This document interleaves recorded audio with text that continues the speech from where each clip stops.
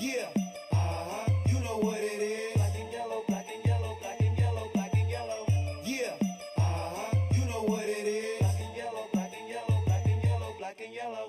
Yeah, you know what it is. Everything I do it big. Yeah, screaming that's not. When I pulled off the lot, that's done. Reppin' my town, when you see me, you know everything. Black and yellow, black and yellow, black and yellow, black and yellow. I put it down from the whip to my diamonds. I'm in black and yellow, black and yellow, black and yellow, black and yellow. Black stripe, yellow paint. I hear they scared of it, but them pros ain't. Soon as I hit the club, look at them whole face. Welcome to Pittsburgh's DSEN Black and Gold postgame show. The Steelers just finished the game versus the Bengals. What a game, boys. What a game. What a game. Yeah, buddy. Two. Say it again. Two defensive touchdowns as Gene walks in the way. Man, it is hype here. We are live at Cloud 33 Cigar Bar in Penn Hills, Pennsylvania to talk Pittsburgh Steelers win over the Bengals. Boys, what's up? What's going on? It's 34-12. Pittsburgh Steelers take the victory today. How we doing? I'm here. I'm Ken Craig with Luther Dupree, who's behind the computer screen, as well as you know him, JT Taylor. In the house. Welcome to Cloud 33, a wonderful venue. Y'all got to come up and see us. Yeah, come on through. Absolutely. All right, boys. So this is a huge victory. This is a division victory. Let's talk. There's a lot that happened in this game. So much. A lot that happened in this game. We got quarterback changes. We got quarterback injuries. We got players ejected. We got big wins. Did we stop Jamar Chase? Shut him down. Did he even get good? I love it. So we got a lot to talk about. So let's jump right into it.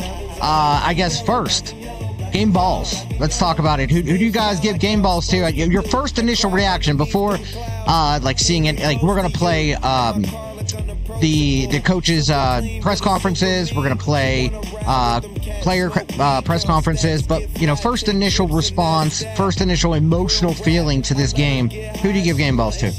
Well, I'll tell you what. You want to go first, Luther? No. Oh, that's you guys. Because I have a little different game balls. Well, go ahead. Look, the first one, of course, has got to be Kenneth Gainwell. I mean, Jalen Warren got hurt. He stepped up, 2 touchdowns, 81 yards receiving, 7 catches. He was amazing out there. I mean, the offensive line opened some holes. I like the play design by Arthur Smith. Once Rodgers went out, I like the play design. He got his playmakers the ball in position where they could run. So he gets my first game ball. And also, a guy that we rip up every time, Terrell Austin, the defensive coordinator. Y'all tear him up every week, but can he get some credit? 12 points. He made some great adjustments. Lost Jalen Ramsey. The defense didn't skip a beat. I got to give some credit to Terrell Austin. Everybody should. He takes a lot of heat. Give him some credit. Definitely. Well, I can tell you this. I got a couple different game ball scenarios. Give it to us. My first game ball scenario, and we talked about it because I got to give it to Terrell Austin, and I'm going to tell you why. Yeah. It's because they shut Jamar Chase down. Right. They really did. I mean, outside of one big splash play, they shut T. Higgins down, and they controlled the line of scrimmage, the defense. And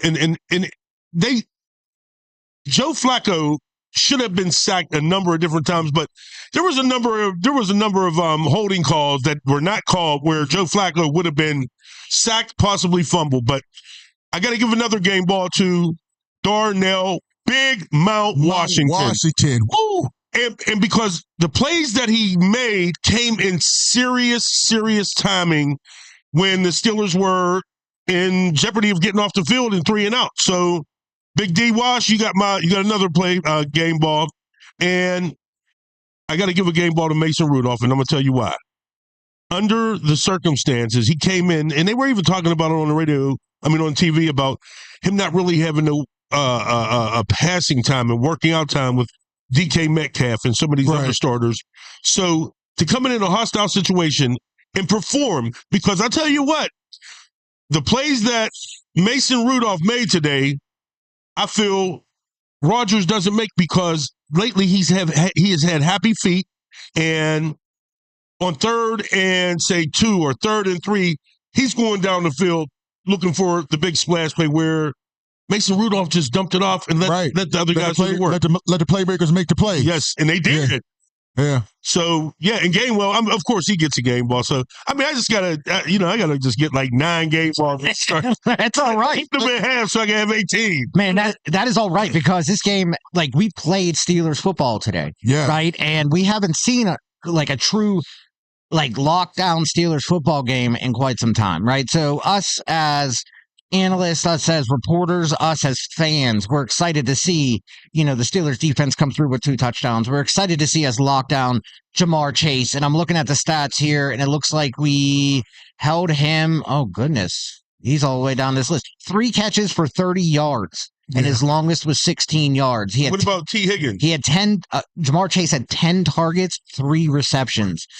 T. Higgins, on 8 targets, he had 3 receptions for 63. And when was that splash play? How long was the touchdown? 28 yards. Yeah. So you figure, I mean, he had 2 receptions for what, 33 yards? Or Yeah, something? Absolutely. Yep. So I look, my hat's off to the Steelers. And for a minute there, I thought there was going to be 2 home teams from the same stadium. They were playing like each other for a minute. Yeah. Yeah. Because yesterday we were at the game, and it was just like, Pitt was out of it before you knew it. Oh. But like I said, man, my hat's off to the coaching squad, and for my man, Coach Darrell Young, for calming Jalen Ramsey down, because he was on his way out there. He wanted to attack Jamar Chase, and he kept going at it. But Coach D. Young, my man, way to do it. Yeah, heck of a job by everyone. And again, this is Pittsburgh's DSEN. We're here at Cloud 33 for our live post-game black and gold post-game show, covering the Steelers versus Cincinnati Bengals. This, again, huge game. This was week 10 of the NFL season? Week 11. Week 11. It's our 10th game. Right, week 11. Right, yeah. right. Yeah, week 11 of the NFL season, our 10th game. So we moved to 6-4 in the Cincinnati Bengals, which this was almost a must win. It was. Yeah, it was a must win for Cincinnati, but also I thought it was a must win for the Pittsburgh Steelers. If we let this division game go and we do not get this win, we start moving down the divisional standings. Now, not only that, the Cincinnati Bengals are knocking on our heels, as opposed to not just the Ravens. Absolutely. And the Ravens traditionally do not play well in Cleveland. So I'm looking for, maybe a falter there. So, like the Ravens could go down. So I'm going to talk about my game balls here for a second. And I'm running the 1s and 2s. I'm running the boards here. So if I miss or duplicate something that you said, I apologize. I haven't been on the 1s and 2s here for a few weeks. So getting my game back in. But number one, defense. Yeah. I think our defense shut them down. I think we held, compared to last game, where Jamar Chase had 600 reception, and 1,200 yards. 16 receptions. 16. Stupid. Yeah, 161. On 23 targets. Stupid. And today to lock him down to that, I mean, James Pierre? Did he look like a shutdown corner? Yes, he did. Are we saying Pierre Island? What's happening? I'm not going that far now. But he looked good. Well, today it was Pierre Island. Yeah, it really was. And Joey Porter Jr. Yep. Eccles. Yep. Eccles. Absolutely. Did you got to real quick? I'm sorry. Before I forget. Don't apologize. So we were talking about Gainwell, right? Right. Did you notice right before Jaylen Warren got hurt? Did you see? Gainwell looked shaken up pretty good coming off the field, when he on the punt. Oh yeah, yep. Yeah. He looked. I mean, he was because he was calling for somebody. He had grass all on him on the side of his helmet. He looked a little shaken up, but when he came back in, I felt more relieved. I don't know if you got to see that. And speaking of that, Jaylen Warren went down with a pretty scary injury. That here at Cloud 33, we were like, he's done. Like he's either. If he's not done for the season with that kind of injury, then he might be done for at least this game. Right. Next drive, he's back out there. He came back. He's tough. The dude tough. is a monster. I mean, his knee was like bent in 3 different directions. See, and he came back out? yeah, He came back out. He was out the next He drive. came back out. I didn't even see it because I was on my way here. But They didn't give him the ball, but he was on the field. Yeah, he was on the field. So he's good.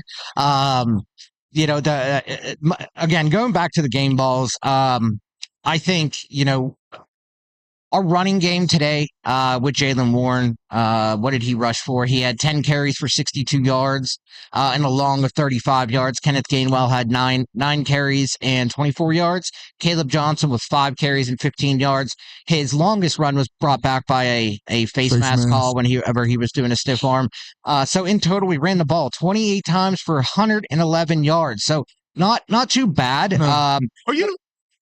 I'm a little pissed off about that too. But Face mask, offensive face mask. yeah, I mean, anytime you can put your hands on a face mask, you know, when you step on JT, he grabbed it. I think it's a difference. it looked like his pinky actually got stuck. Hey, but he pulled it. Once your head goes down, He was trying to that's a pull his face hand mask. back, but still, So anytime you touch the face mask, should be a face mask. I'm talking about stiff arms, everything. yeah, but But you just usually can't close your once hand. you get that pull. Man, look at that play again. It looked like his finger got stuck in the face mask. Yeah, but he pulled the defender's head down. So that's It got stuck. And with receiving, we had 21 attempts, 21 receptions on 29 attempts. So really, really good reception percentage there. But, you know, leading the way was Kenneth Gainwell with 7 receptions, 81 yards. His longest was 28. He had 2 tuds today. So, and I bring that up because he definitely receives my game ball today. Of course, yeah. Absolute stud. Hey, dog it. The team was blocking for Gainwell today. Yes, and they that's were. what I like. He struggled on breaking tackles. Okay. But if he's got, when he gets going, man, Get him it's in hard to space. catch him. Get him in space. Yeah. I'm gonna ask my boy something. Man.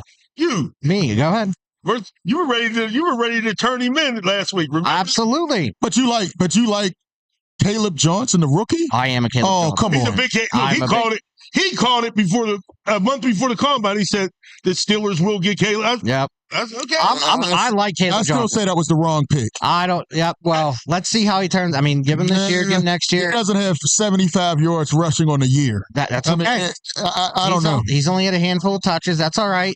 We're not here to talk about Caleb Johnson. I don't want to hear the hate today. We're not talking bad about Reality is not anybody hate. today. Reality is not hate. Yeah.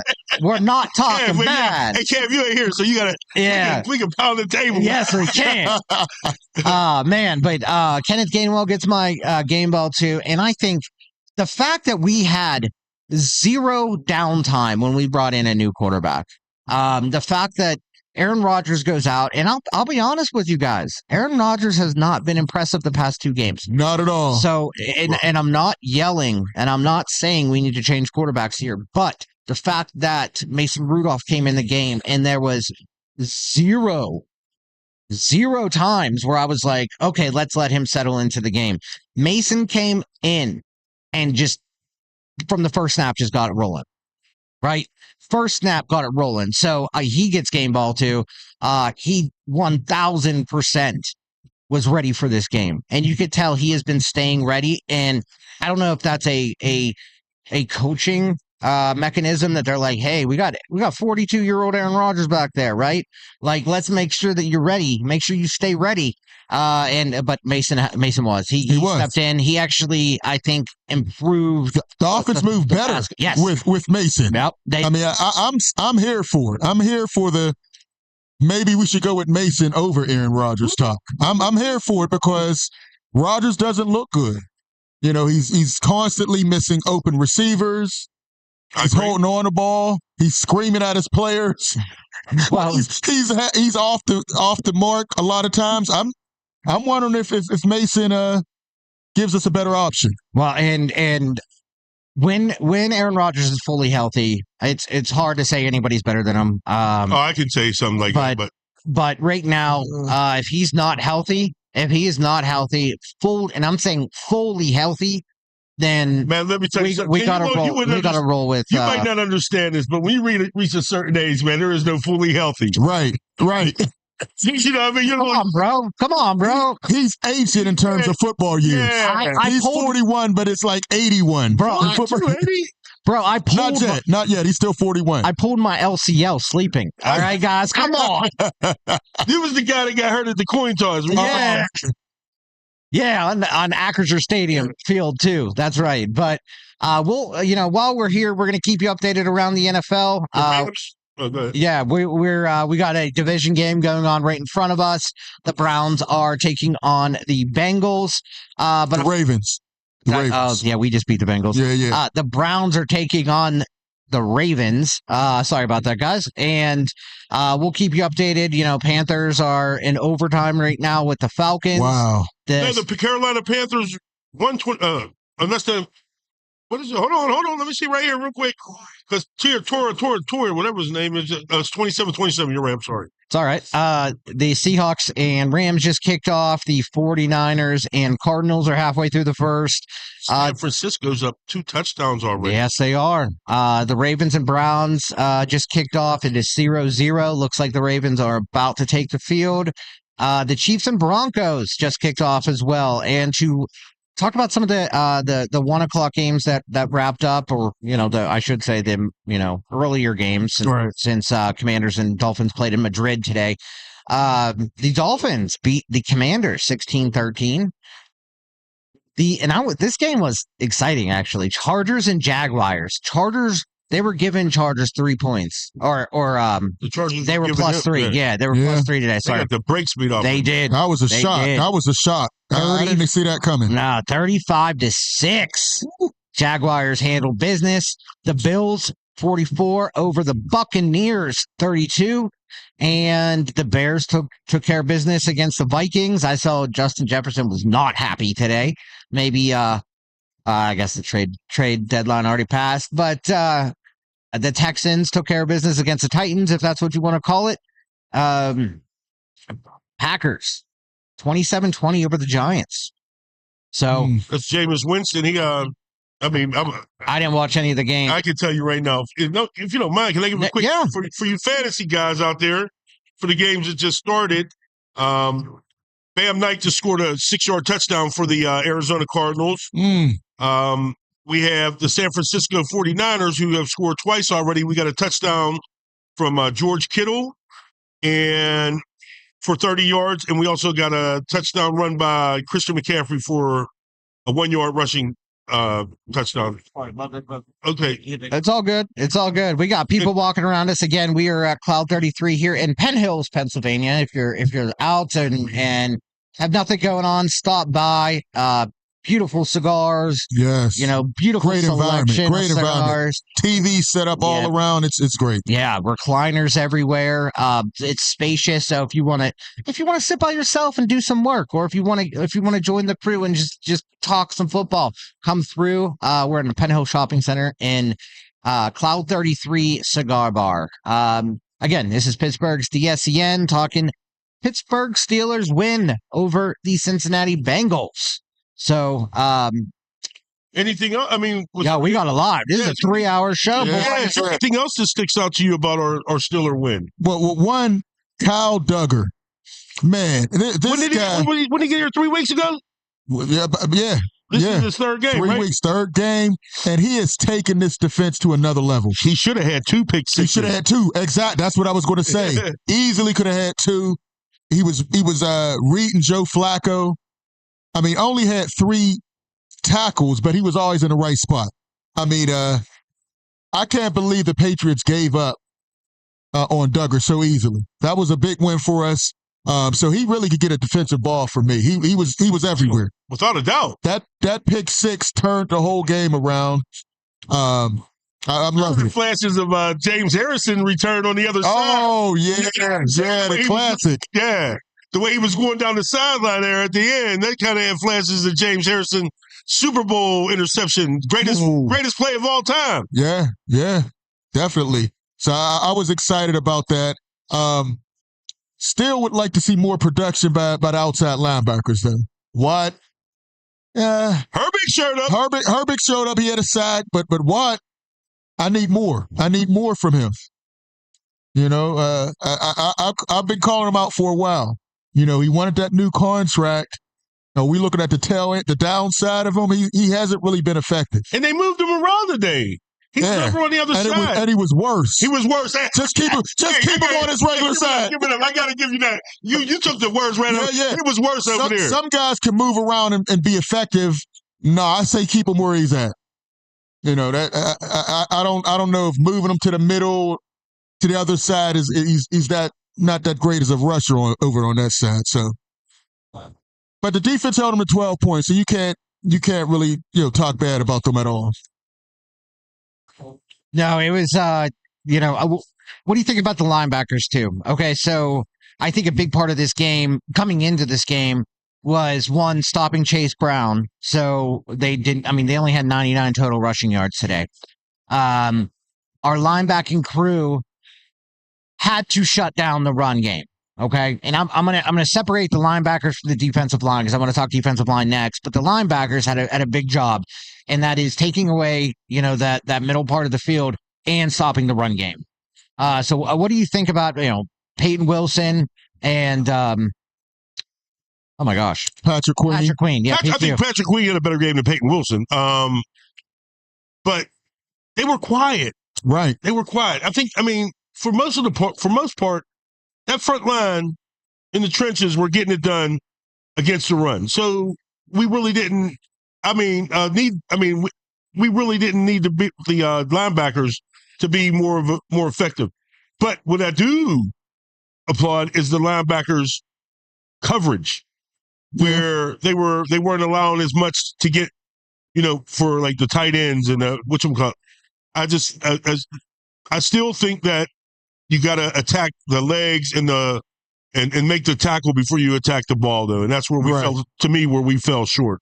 I agree. Chase Brown, 18 carries, 99 yards. He was averaging 5 yards a carry, but it wasn't like last game. There were big gaping holes the first time we played. He had 15 carries for 100-some yards, if I'm not mistaken. Right. So I was impressed with that. Patrick Queen was much better than he had been. Peyton Wilson, not so much, and they're working in Harrison quite a lot now. Yeah, I forgot to mention Harrison. Yeah. He's going to be, and he's been playing a lot of the rundowns, right? And he's been bringing what I feel like was a different animal. Yeah, different animal. He's physical in there. I do like that. Peyton Wilson, I've been a huge fan of Peyton Wilson. I've been a Peyton Wilson apologist. He can play the pass downs better than anyone. His speed is incredible. It's incredible. But on rundowns, he was getting a little beat, right? He can't take some of those hits in the middle. Right. That's okay. Get Harrison in there. He's been doing great. Right. Defensive line.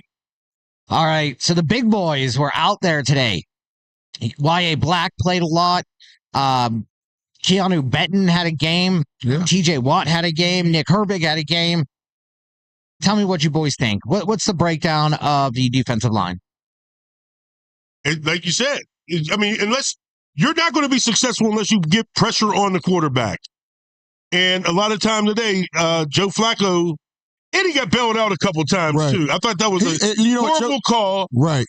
Joe Flacco didn't look comfortable back there. The first game, he was just having his way. He was dumping the ball off. Right. Like 5-yard passes turning into 20-yard receptions. And that's why Jamar Chase had 16 receptions on 23 targets. Mm-hmm. But the linebackers took that away today. Oh, yeah. They were moving, yeah.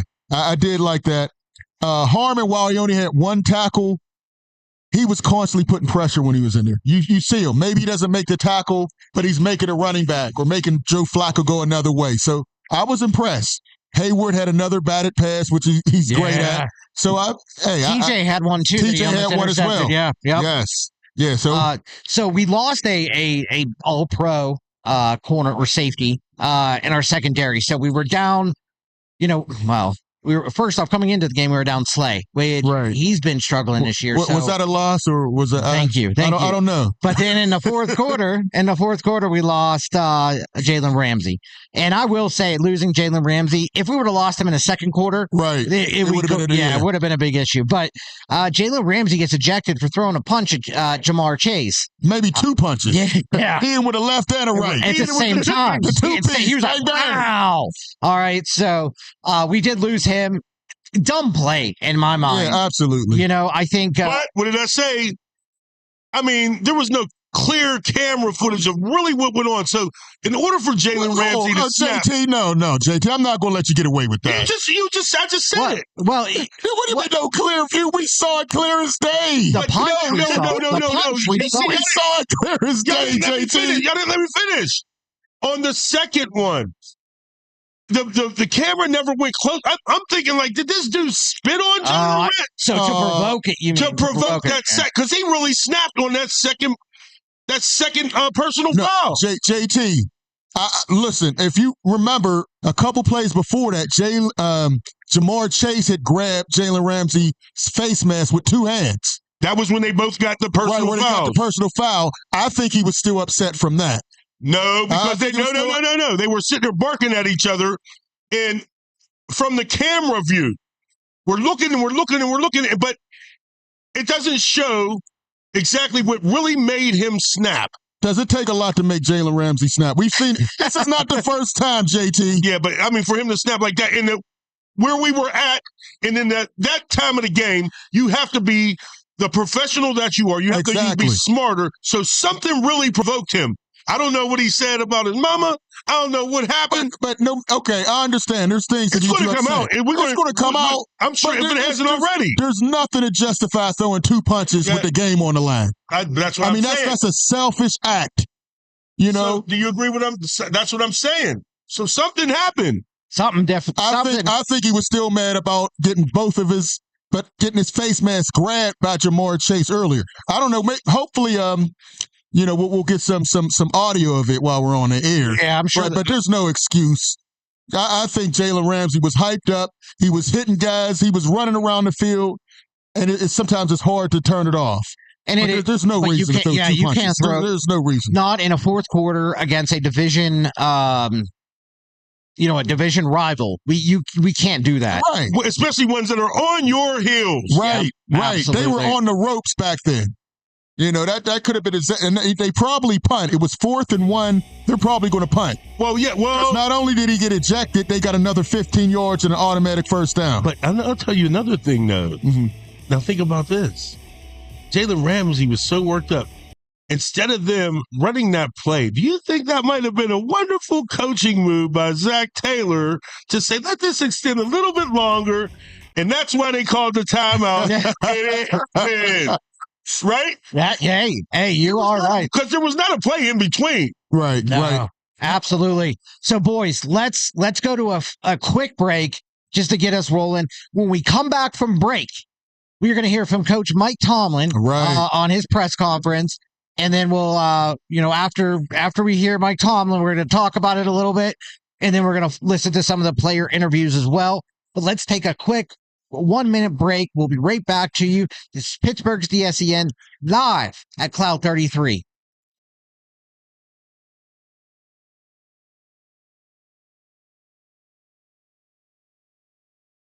Pittsburgh, it's an old school party. Yes, each Saturday we throw it back with some of the best old school music, funk, R&B, old school, rap, hip hop, and all the jams that make you move and dance. Yes, check it out. Each Saturday, right here on Pittsburgh's DSEN, all the old school jams, 6 to 11 p.m. Pittsburgh, have you seen our Sunday radio schedule? Ooh, it is lit. Start the day off with our Sunday gospel music from 7 a.m. to 3 p.m. It will inspire you and have you praising the Lord. Then from 3 to 8 p.m., we bring you Sunday jazz melody for all the jazz lovers. Then cap off the night with The Quiet Storm from 8 to 11 p.m. to hear the best smooth, romantic, and soulful R&B sounds of yesterday and today. All that each Sunday on Pittsburgh's DSEN, the place for soul. Pittsburgh, it's an old school party. Yes, each Saturday we throw it back with some of the best old school music, funk, R&B, old school, rap, hip hop, and all the jams that make you move and dance. Yes, check it out. each Saturday right here on Pittsburgh's DSEN. All the old school jams, 6 to 11 p.m. Pittsburgh, have you seen our Sunday radio schedule? Ooh, it is lit. Start the day off with our Sunday gospel music from 7 a.m. to 3 p.m. It will inspire you and have you praising the Lord. Then from 3 to 8 p.m., we bring you Sunday jazz melody for all the jazz lovers. Then cap off the night with the Quiet Storm from 8 to 11 p.m. to hear the best smooth, romantic, and soulful R&B sounds of yesterday and today. All that each Sunday on Pittsburgh's DSEN, the place for soul. Pittsburgh, it's an old school party. Yes, each Saturday we throw it back with some of the best old school music, funk, R&B, old school, rap, hip hop, and all the jams that make you move and dance. Yes, check it out. Each Saturday right here on Pittsburgh's DSEN. All the old school jams, 6 to 11 p.m. Pittsburgh, have you seen our Sunday radio schedule? Ooh, it is lit. Start the day off with our Sunday gospel music from 7 a.m. to 3.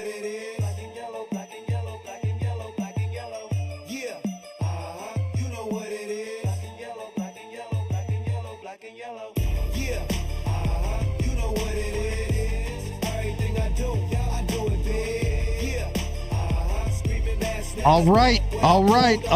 We are back.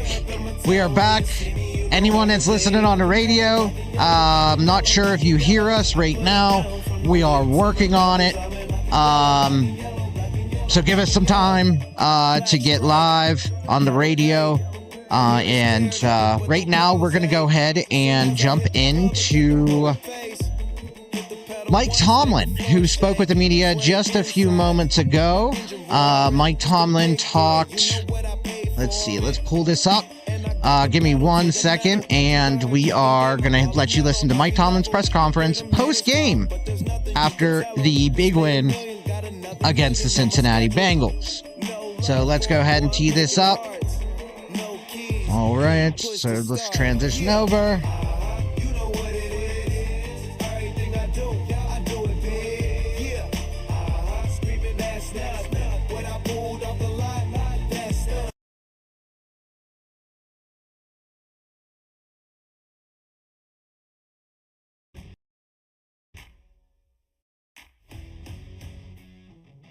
Appreciative of the efforts. I thought we certainly fought hard. We played hard.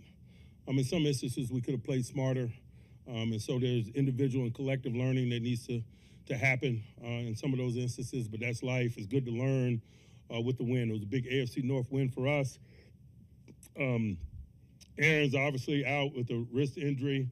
It'll be evaluated in the morning. I'll give you guys more information there. Keyshawn Williams had a concussion. He's in the protocol. Jalen Warren had an ankle. I think he was able to return. The rest is bumps and bruises associated with play. Can't say enough about the collective effort. It certainly wasn't ideal. We got challenged in a lot of ways, but you're going to get challenged in the National Football League on weekends, and it's just good to get a win and get back on the right side of things coming off of a poor performance and obviously a loss the last time we saw these guys, and so it's doubly satisfying from that perspective. Questions?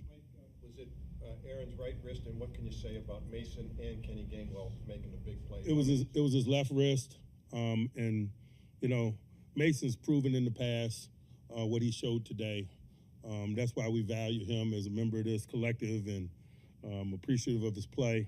And certainly Kenny Gainwell made play after play for us, winning in the flat and so forth. But a lot of guys did. I thought our tight end run after with Muth and Darnell in particular was really good. You got to be able to throw short and run long sometimes, win conversions in that fashion, flip fields in that fashion. And so it was a lot of guys that contributed to that. Has James Pierre grown throughout the year, not just in front of what we saw with our own eyes today? He's grown throughout the years. Yes, he's gotten better with each and every year he's been here. with his roles and his ability to respond to opportunity and so forth. There's a veteran high level of consistency that we're seeing right now. That's why I talked about him the way I talked about him, I think, on Tuesday. What keyed the better defensive performance against Cincinnati this time? I'm sorry? What keyed it today? What was better today than? We got stability at the safety position. Other than, Jalen not finishing the game, we got stability at the safety position. Did you get any explanation of what happened with Jalen Ramsey? What led to him popping off against Jamar Chase? I didn't need any. It doesn't matter. We gotta be smarter. We gotta stay in football games as individuals. As a follow-up to the safeties, Kyle Duggar, can you talk about his effect on the defense? The interception that he made could be the changing point of the game. He's a veteran player, man. That's been there, done that guy. That's why we coveted him at the trade deadline. He's been an asset to us, certainly, and increasingly so. I'm excited about moving forward with him as he continues to get solid in assignments, communication, and understanding. Ramsey ejected? Was he ejected, Mike, or did you take him? What's that? Was he ejected? He was ejected. Okay, because I never heard you. He was ejected. Yes, I'm sorry. Aaron's injury designation was questionable. Could he have returned in the second half? I don't have the answer to that, to be honest with you. I'll have more information next time we talk. Do you think Mason Rudolph did? How did you feel like Mason Rudolph did? As I mentioned, he's always delivered when called upon in the past. That's why we value him. His performance was consistent with what he's done in the past for us. And not that we take it for granted. We don't. We appreciate it. Did he return to the sideline, or was he just staying in the locker room after his injury, Aaron Rodgers? Again, I don't know. My attention was on the field and those that were on the field. Do you do anything in the second half?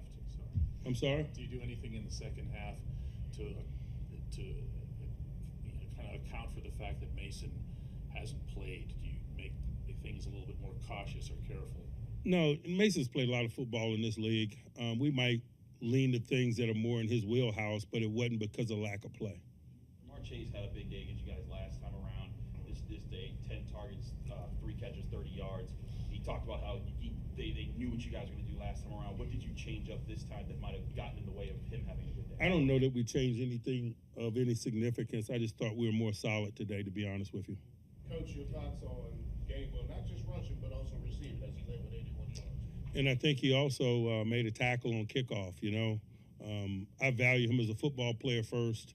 We saw a lot of that, man, on his Philadelphia tape. He's good in a lot of areas, including special teams. And so we just respect what he brings to the table. Did you see exactly how Aaron got hurt?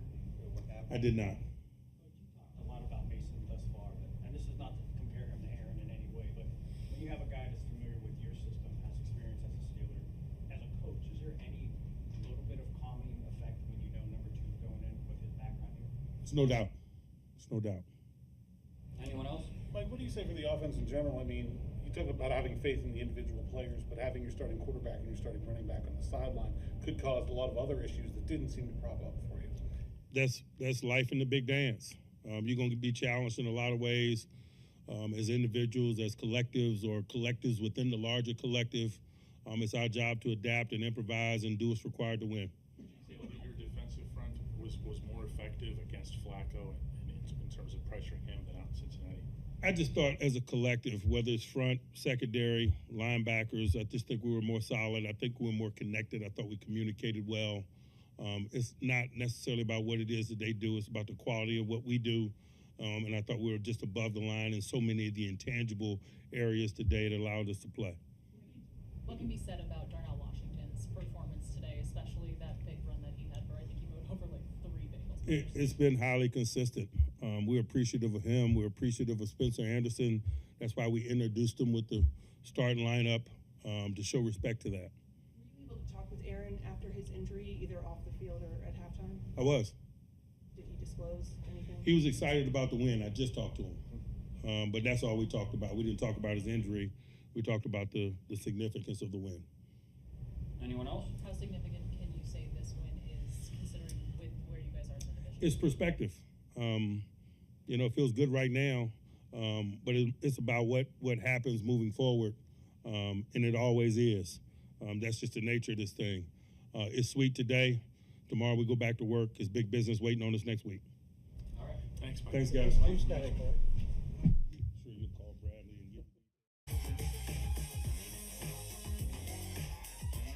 All right, boys, we're back. Gentlemen. All right, that was Coach Mike Tomlin talking with the media after the 34-12 Typical Mike Tomlin. Yeah, he gave us Tomlinisms. Yeah. So Yeah, he did shout out a few people that I want We to. want volunteers instead of hostages. We're appreciative of his efforts. Gentlemen. I definitely want to get your input on a few of these names that he threw out here.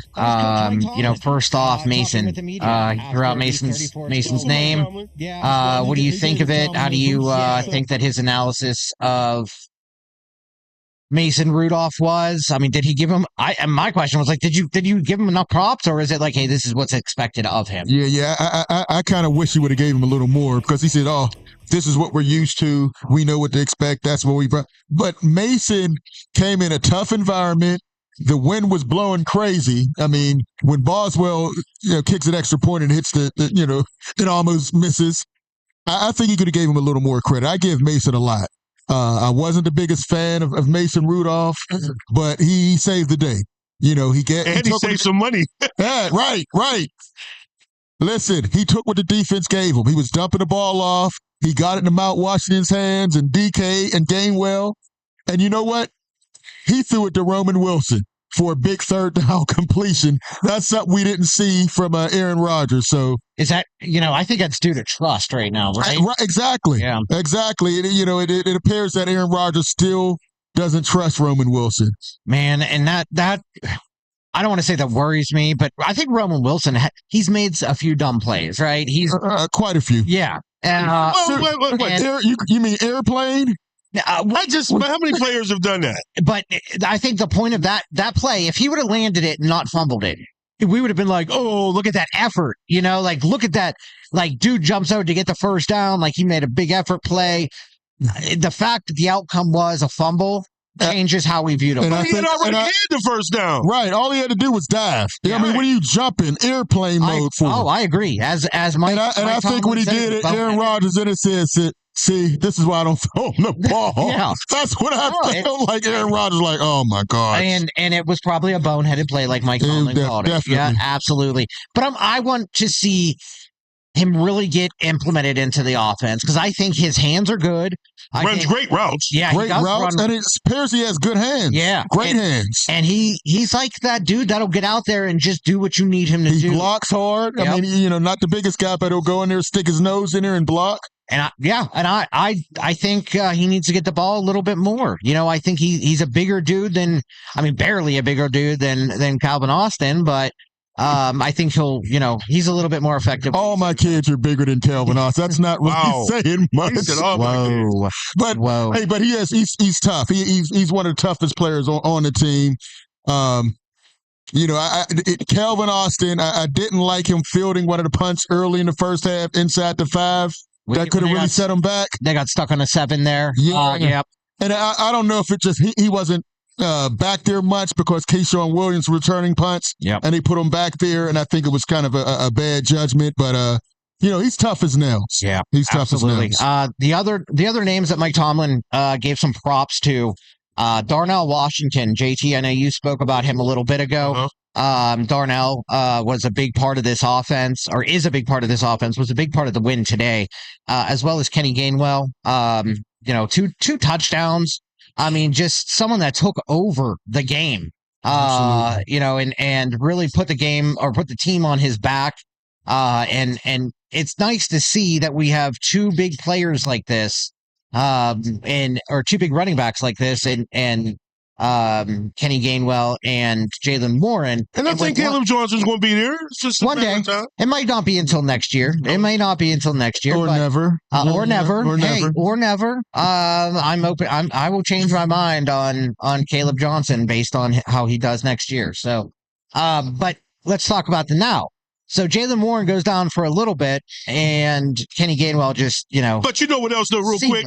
Takes over. What's up? Ain't no running back in the NFL going to be good if your front line ain't blocking. Correct. I don't care what anybody says. I don't care if you're Barry Sanders. Well, maybe Barry Sanders was good even when they weren't blocking, but If your front line ain't blocking and opening up holes, and you're not going to be successful in the running back position. I agree. Yeah. No, I agree. Well, Jalen Warren was averaging 6.2 yards a carry behind this offensive line. No. I'm just saying. I mean, in games past when they haven't done nothing, there was no blocking. Yeah, you got to block. 6.2 he averaged today. And what else? Aaron Rodgers with the happy feet. He's not doing anything to make the defensive opponent unstack the line of scrimmage. So, right. Yeah, they're running against stack lines. You're right. And part of it, they're stacking the line. They're putting all their coverage towards DK Metcalf. He just will not throw it to Roman Wilson and Calvin Austin. Well, other thing is, if you notice, Aaron Rodgers he's looking his receivers down the whole time nowadays. Yeah. If they expect him to throw it to DK Metcalf in any situation. Right. Well, and even, taking Roman Wilson out of the conversation, any other wide receiver. DK Metcalf today got 8 targets, 5 receptions, and 49 yards. Jonnu Smith had 2 targets. Calvin Austin had 1 target. Roman Wilson had 2 targets. Pat Freiermuth had 1 target. I mean, that we can't operate an offense where you're peppering DK Metcalf, and then leaving out half the offense. I mean, Pat Freiermuth and Jonnu Smith, those two should be. Once again, Jonnu Smith, no catches again. Mm-hmm. I think I would like to see Freiermuth take more of those Jonnu Smith snaps. Especially, he usually destroys the Bengals. Yep. Pat Freiermuth has great games. He only has 1 catch, 1 target. We got to get him the ball. Yeah, I mean, you absolutely have to. I don't understand why Jonnu Smith is getting so many plays, so many targets. It just hasn't been there. We're 10 games in. And I'm a big Jonnu Smith fan personally. I think that, and on any other team, Jonnu Smith would be a name this year that you wish you had on your team. But something isn't connecting. I don't know if it's just not connecting. Can I give you a perfect example of what you're talking about? Yep. San Francisco and the Rams right now, they're in the second quarter with 9 minutes to go. Jackson Smith-Njigba already has 5 targets and 3 receptions. Mm-hmm. Wow. So they're throwing to their big dog, okay? For DK Metcalf to only have 4 and 5 receptions a week is uncalled for. Uncalled for. Yeah, I agree. And maybe it's due, because we have not been winning the time of possession at all this year. Right. 3 and out. 3 and out. And maybe lack of plays, lack of actual plays that we've run, because DK, I've seen let's talk about some wide receivers that are getting 10, 12 targets a game. Right. Or 23. Yeah, exactly. Exactly. Why are we only getting DK, 8 targets a game? And again, how much is it Arthur Smith and how much is it, Aaron Rodgers? Yeah. Because I think Aaron Rodgers wants a number 1 receiver. His entire career, he's always had a number 1 receiver, right? So having someone that he can trust and get the ball to at any time in the game, and then also having a tight end that is a safety valve for him, where, okay, your number 1 receiver's covered, your number 2's covered, we need to get it to our tight end. And the fact that he has 3 of them on this team, he has Darnell Washington, Pat Freiermuth, and Jonnu Smith. Did Jonnu Smith even have a catch today? No. 0 catches, 2 targets. For somebody that's been a receiver as a tight end in the last 2 teams he's played for, that's another thing that's unacceptable. The guy has soft hands and he gets on, but we're you know what I'm saying? I agree. Yeah, I agree. But to me, Darnell Washington is tight end number 1. He does it all. He's the best tight end we have on the field. We know he's not paid because he's still under his rookie contract. Sure. But he blocks. He's the best blocker. And now to run after catch, guys are making business decisions. Or you get a stiff arm to the face or you get run over. Got to get him the ball more. 4 catches. And that catch that he had before halftime really changed just the whole mindset. Not only the stadium, I think the team. If you look at the sideline, everybody erupted. He's throwing guys down, running. Get him the ball. Yep, absolutely. And if you watch, guys don't want to tackle him. Right. But they Business say here comes a 757. The announcer on TV, Trent Green, said this looks like a 757. Dudes don't want to be in the way of that. Exactly. Yeah, and anyone that has just joined us, we are, Pittsburgh's DSCN. This is the Black and Gold post-game show. We're live at Cloud 33 here in Penn Hills. We're talking about the 34-12 Steelers win over the Cincinnati. The Pittsburgh Steelers are 6-4 now, and the Cincinnati Bengals moved to 3-7.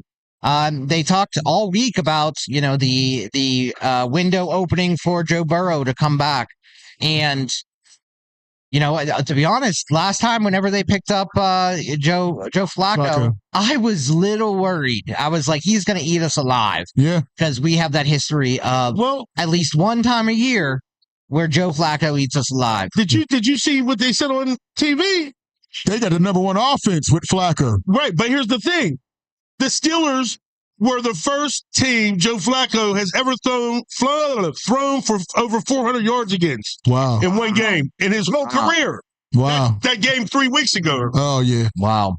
And, and I'm also worried about what defense shows up on a week-to-week basis. If this is the defense that we can, walk out or take out to the field daily or weekly, I'm sorry. If we can take this defense out there weekly and we can perform like this. But we have every other game. This defense was the same defense that was on the field against the Chargers in the first half. But if you continuously go 3 and out, and out, they got tired. They got tired. They were on the field the entire game. The first half they were good, but they got worn down. Yep, absolutely. They got worn down. And that's what I'm saying. I do think that if we have Mason Rudolph. Yeah, if we have Mason Rudolph and Aaron Rodgers is not 100% healthy next week. You got to ride with Mason. You got to ride with Mason. You have to. And I'm not saying that we have a quarterback controversy. I am, Ken. I respect it because, Mason played really well today. But if A-Rod is not healthy, keep him on the sideline. Because we need him fully healthy. The last game against the Chargers, our defense played and our offense completely lost that game for us. Today, we were like, no, if he's not healthy, sit down, stay out of the game. It's his left wrist, is what Mike Tomlin said. His left wrist. He was grabbing it. He was grabbing it most of the first half. Right. So technically, he took some hits. I think he probably could have finished out this game. Nah, I don't. He looked way too uncomfortable. And but it was also. And it's been like that the last couple games. If you look, he was missing open receivers. Yep. He's throwing and turning away to avoid hits. Absolutely. And flying high. I mean, balls just flying over the receivers' heads. Ken, you said something. Yeah. This defense, Slay was out. Does Slay get his starting job back when he's healthy? No, I don't think. I think Slay should have been out a few weeks ago. I think he's getting absolutely torched out there. Yeah, he's lost it. Yeah. I think they may cover it up with the IR designation anyway. Maybe. For our Steelers fans, the Ravens just muffled a punt and Cleveland jumped on it at the Ravens 10-yard line. Yeah, anyone that just tuned in, we're at Cloud 33. We have TVs everywhere, cigars flowing. We are currently watching the Ravens and Browns division game. And LaJohntay Wester, the rookie from Colorado with the biggest turnover of the game so far. The Browns just picked it up in 5 yard line. That's what rookies do. And that's why special teams is so critical. Yes, it is. Have to be sound in your special teams because that could cost them the game. Speaking of special teams, Mr. Boswell, our all-pro kicker. Mr. Automatic? Mr. Automatic. He missed one last week. Yeah. Okay. And he almost missed one this week. That's true. He almost missed one this week. Now, the wind at Acrisure Stadium, and anyone that lives in Pittsburgh, Pennsylvania, the wind has been Yeah, but there was no wind in San Diego last week. No. Well, we're talking about this week. You got to bring that up, JT. He brought it up. There was no wind. That was just a bad miss. Yeah, that was a bad miss. The wind in Pittsburgh today was like swirling. Right. And you did not know what direction it was coming from. Even the announcers were unaware of which direction it's coming from. He did kick one. What, it hit the upright. Hit the left upright and bounced in. Through. So I'm really, I'm glad we got that, but, I think we put a lot on Chris Boswell's leg. I'm glad that that one went through. I don't think he welcomes it. Yeah, he does. He does welcome it. I mean, he is money. I mean, this guy is one of the best ever. When I was down at the practice, down at the Steelers practice, not this past week, but the week before, I got a chance to watch Boswell practice indoors in their practice arena, and he was money. I mean, from 50 on, just boom, boom, boom. So, one miss here and there doesn't scare me. I don't think it will become. It's not a pattern. Yeah. Hopefully it's not a pattern. Yep. I did just receive a note from Kevin Cameron. He's going to be here for the last hour of the show. So nice to have Kevin on for the last hour of the show. Do you guys want to go to a quick break and then we can listen to, I know we have Mason Rudolph. He did a post-game press conference, and so did Nick Herbig. So we have those two coming up here with Pittsburgh's DSEN post-game show right after the 34-12 win against Cincinnati Bengals. Do you guys have anything else before we go to a quick break? No, I'm good. We can take that break. All right, let's go. We'll be back here in just a moment.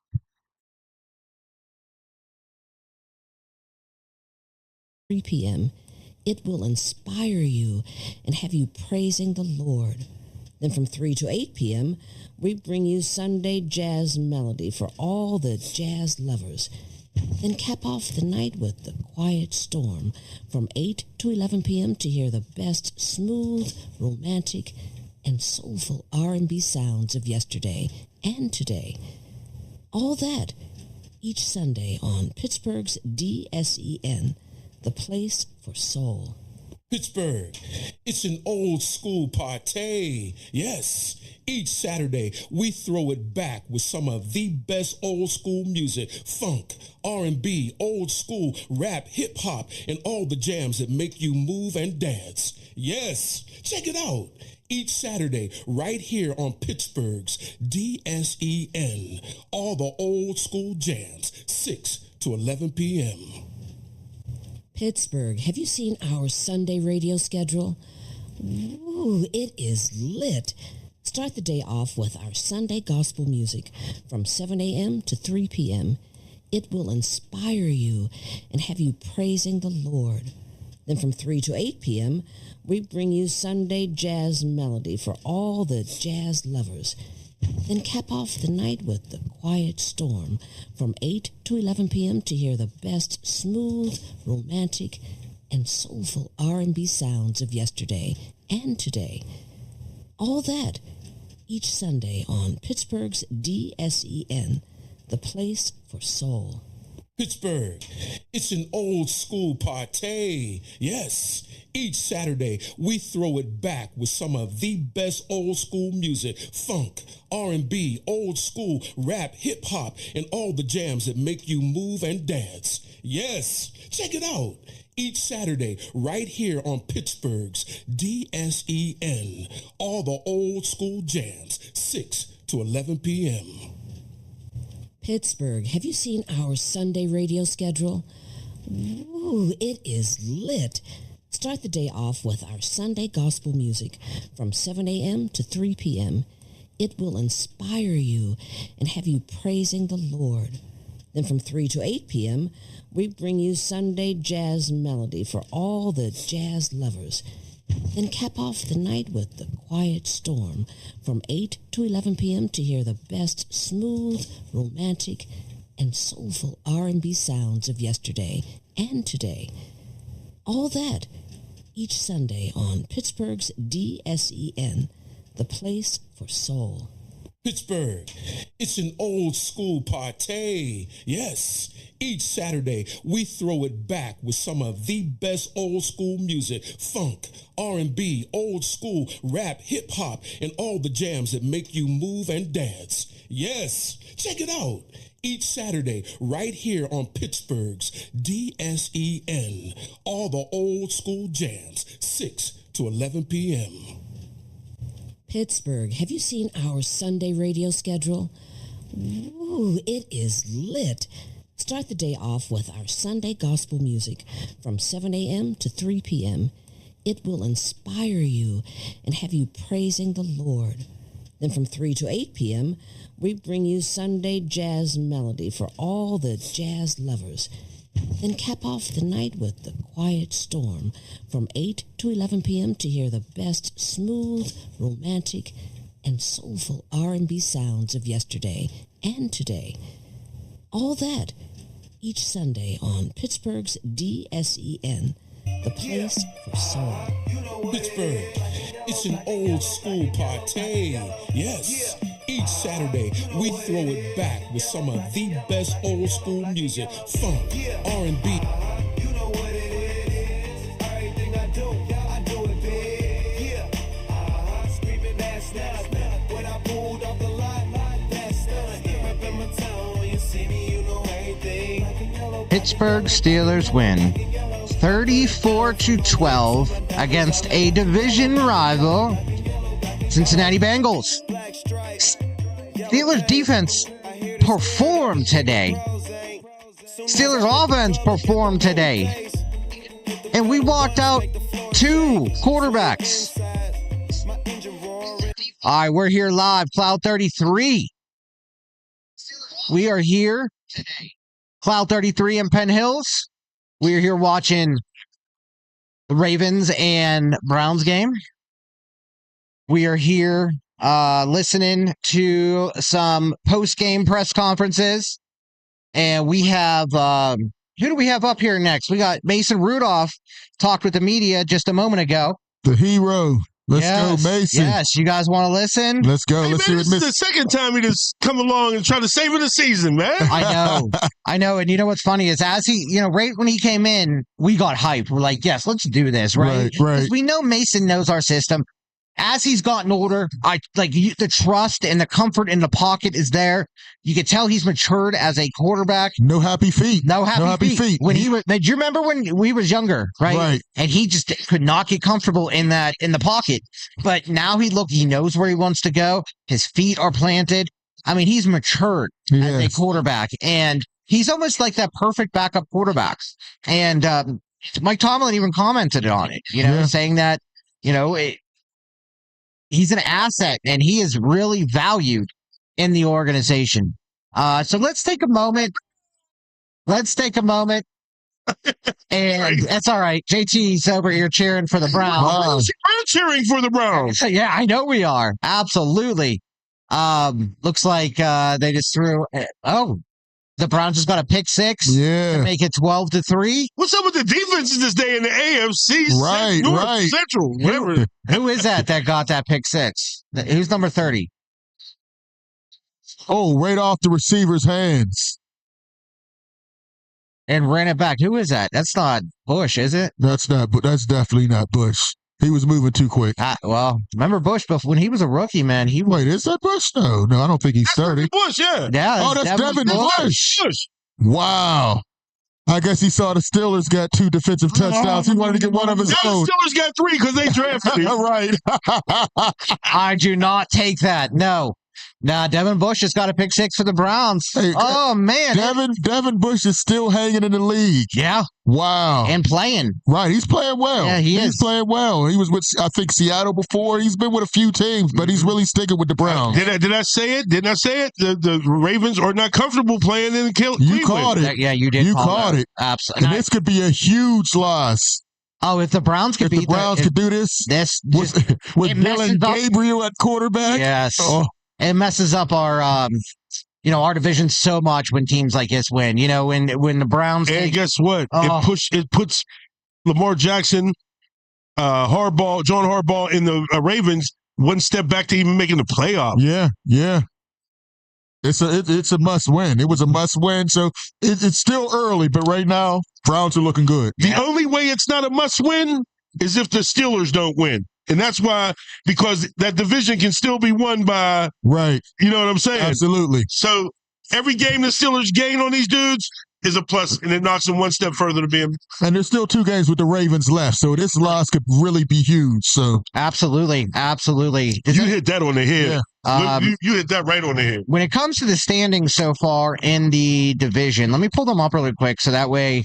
All right, so the AFC North, our Pittsburgh Steelers currently in first at 6-4. In the division, we are 2-1.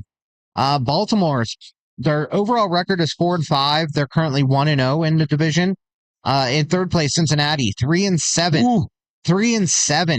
They're 1 game ahead of the Browns, unless the Browns pull the upset. Yeah, tied for last place. But Cincinnati's also 2-1 in the division. Yes, so they have that's 2 true. wins in the division. You're right. Cleveland 2-7 and 0-3 in the division. So that gives everyone a good picture of the AFC North. Steelers are currently 2 games ahead in the division. The Baltimore Ravens and Cleveland Browns are currently playing right now. Looks like the Cleveland Browns are ahead. But let's go ahead and jump into the Pittsburgh Steelers post-game press conference. Mason Rudolph was at the podium just a few moments ago. So let's go ahead and listen. I'm going to mute our mics while we listen to this. You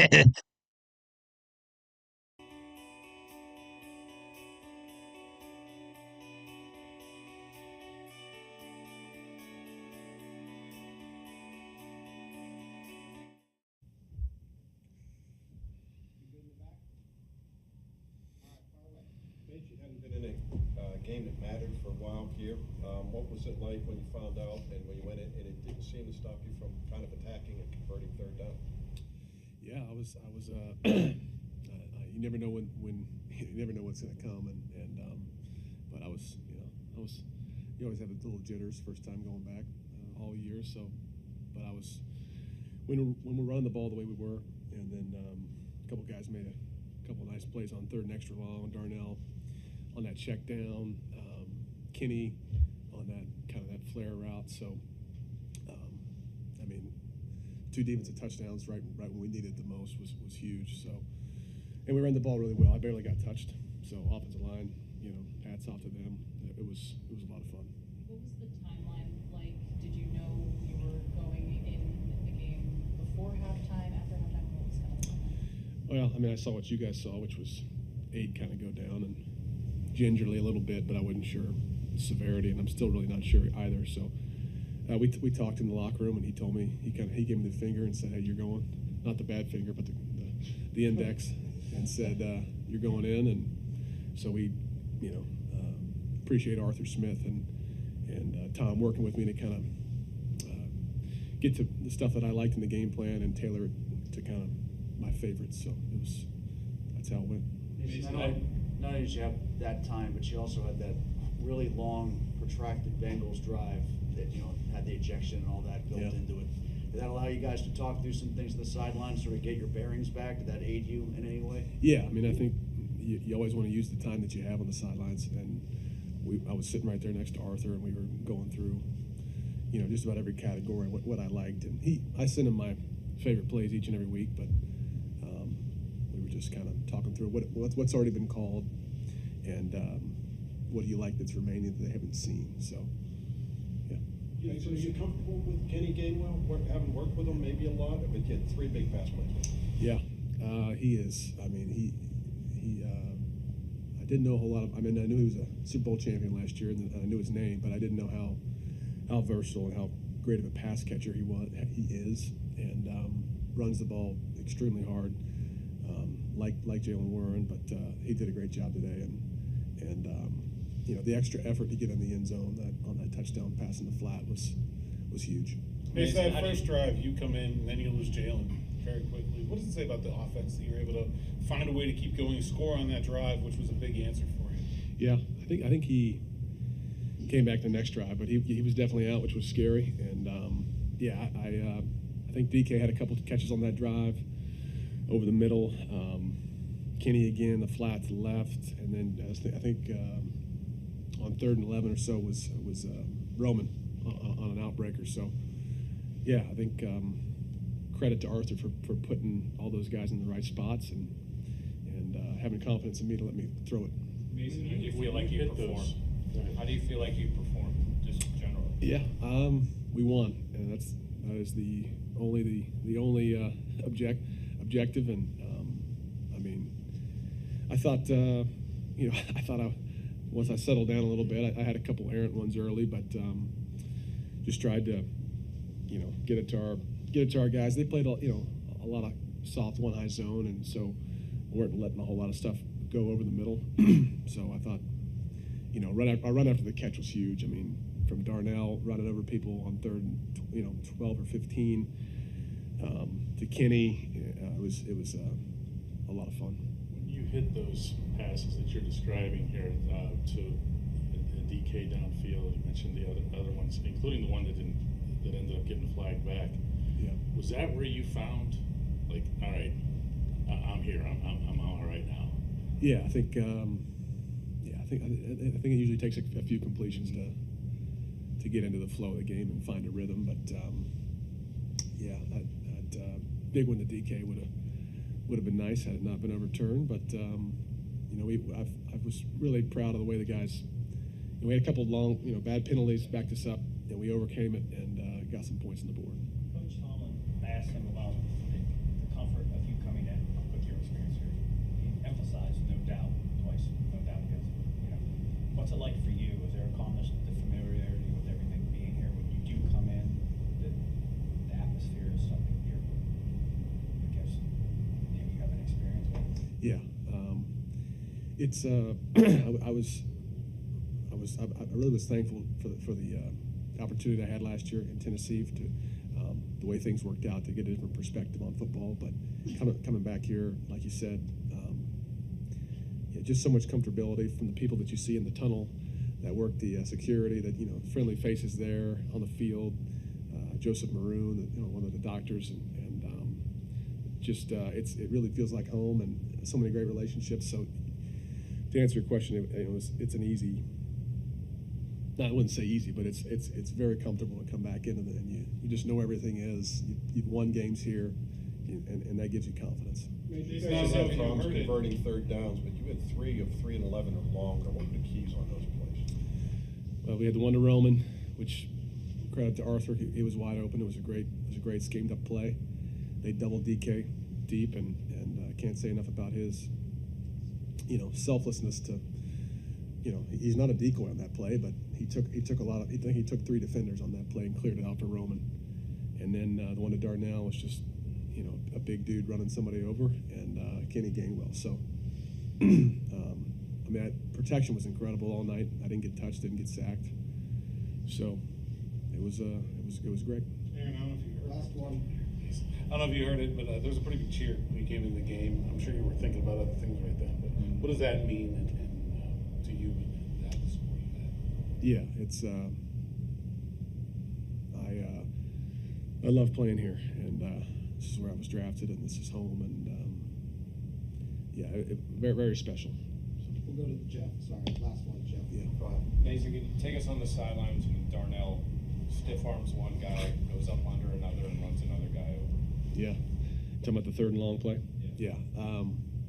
Unbelievable. I think he is he's one of the hardest working guys. He's in there sometimes earlier than me on Wednesday, Thursday mornings.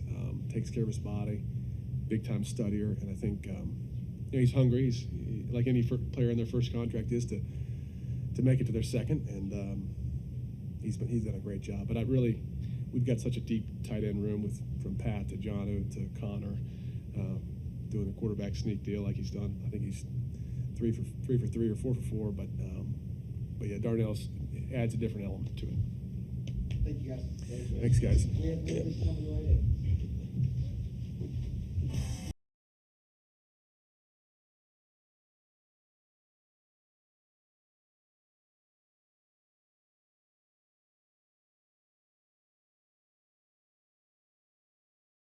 All right, we're back. All right, that was Mason Rudolph who talked with the media and sat down with the media. He had a few things to say. Number one, he wasn't even touched Huge shout out to the offensive line there, making sure that he, was not touched. The other things, he gave shout outs to a number of people. Yeah. Gainwell. Go over them, yeah. Gainwell, Dwayne Washington, he talked about that third down play that he had. Dwayne Washington is just, you put the ball in his hands, he's just something different, I'm telling you. He's big, he's strong, he has great hands, and I would love to see him. I know A-Rod had talked about some of the great tight ends he's had. He's compared him to some of the great tight ends that he's had for him. So I'm very, very excited about his future. Gainwell, he said he didn't know how good of a pass catcher he was out of the backfield, and he's shown that time and time again. So Mason talked about the cheer that he got when he came into the game. I think a lot of people were cheering for him to come in. Absolutely. Absolutely. So I don't know if the coaches feel there's a quarterback controversy, but the fans at Heinz Field, they were happy when he came on the field, guys. All right. So I'm going to tell you the truth. I was laying in bed watching it, and I was cheering. So I know 65,000 or 67,000 fans were in Heinz Field cheering. Yeah, everybody here were cheering. Cloud 33, everybody was hyped when he came on to the field. So no, it was a huge win. So we have a few texts that have come in before we go any further with the Mason Rudolph press conference. So first question, who's going to be the quarterback next game? That's a really good question. I think that's already been determined by today's win, and I'm serious. I mean, come on, seriously. No, and to be honest, I think there's two things that we need to think about here. I think one, yes, Mason Rudolph did play really well, but is there a quarterback controversy in Pittsburgh? I don't think there is. I think that Aaron Rodgers is not healthy. Let me tell you something. So Aaron Rodgers not being healthy, he has shown that he's not playing well. So I think the quarterback next game is going to be Mason Rudolph, but not because there's a controversy, but because Aaron Rodgers is not healthy and he is not playing well when he is healthy or when he's not healthy. And just like you said, in order for your non-throwing hand, I mean, he was comfortable enough to stay in there for when he did, even with the injury. But when your non-throwing hand or arm leaves you out the game for, as important as the game was, I think we understand what's going to happen next week. And what is that? Mason Rudolph will be our quarterback starting next week. Luther, what do you think? You know what? At first, I thought Aaron Rodgers would be in there next week, but I don't know how severe the injury is. But the fact that he didn't come back this game, he may be in there. We may see another Mason Rudolph start. Yeah. Do you think that, because Mike Tomlin in his press conference was very vague, nonchalant about that.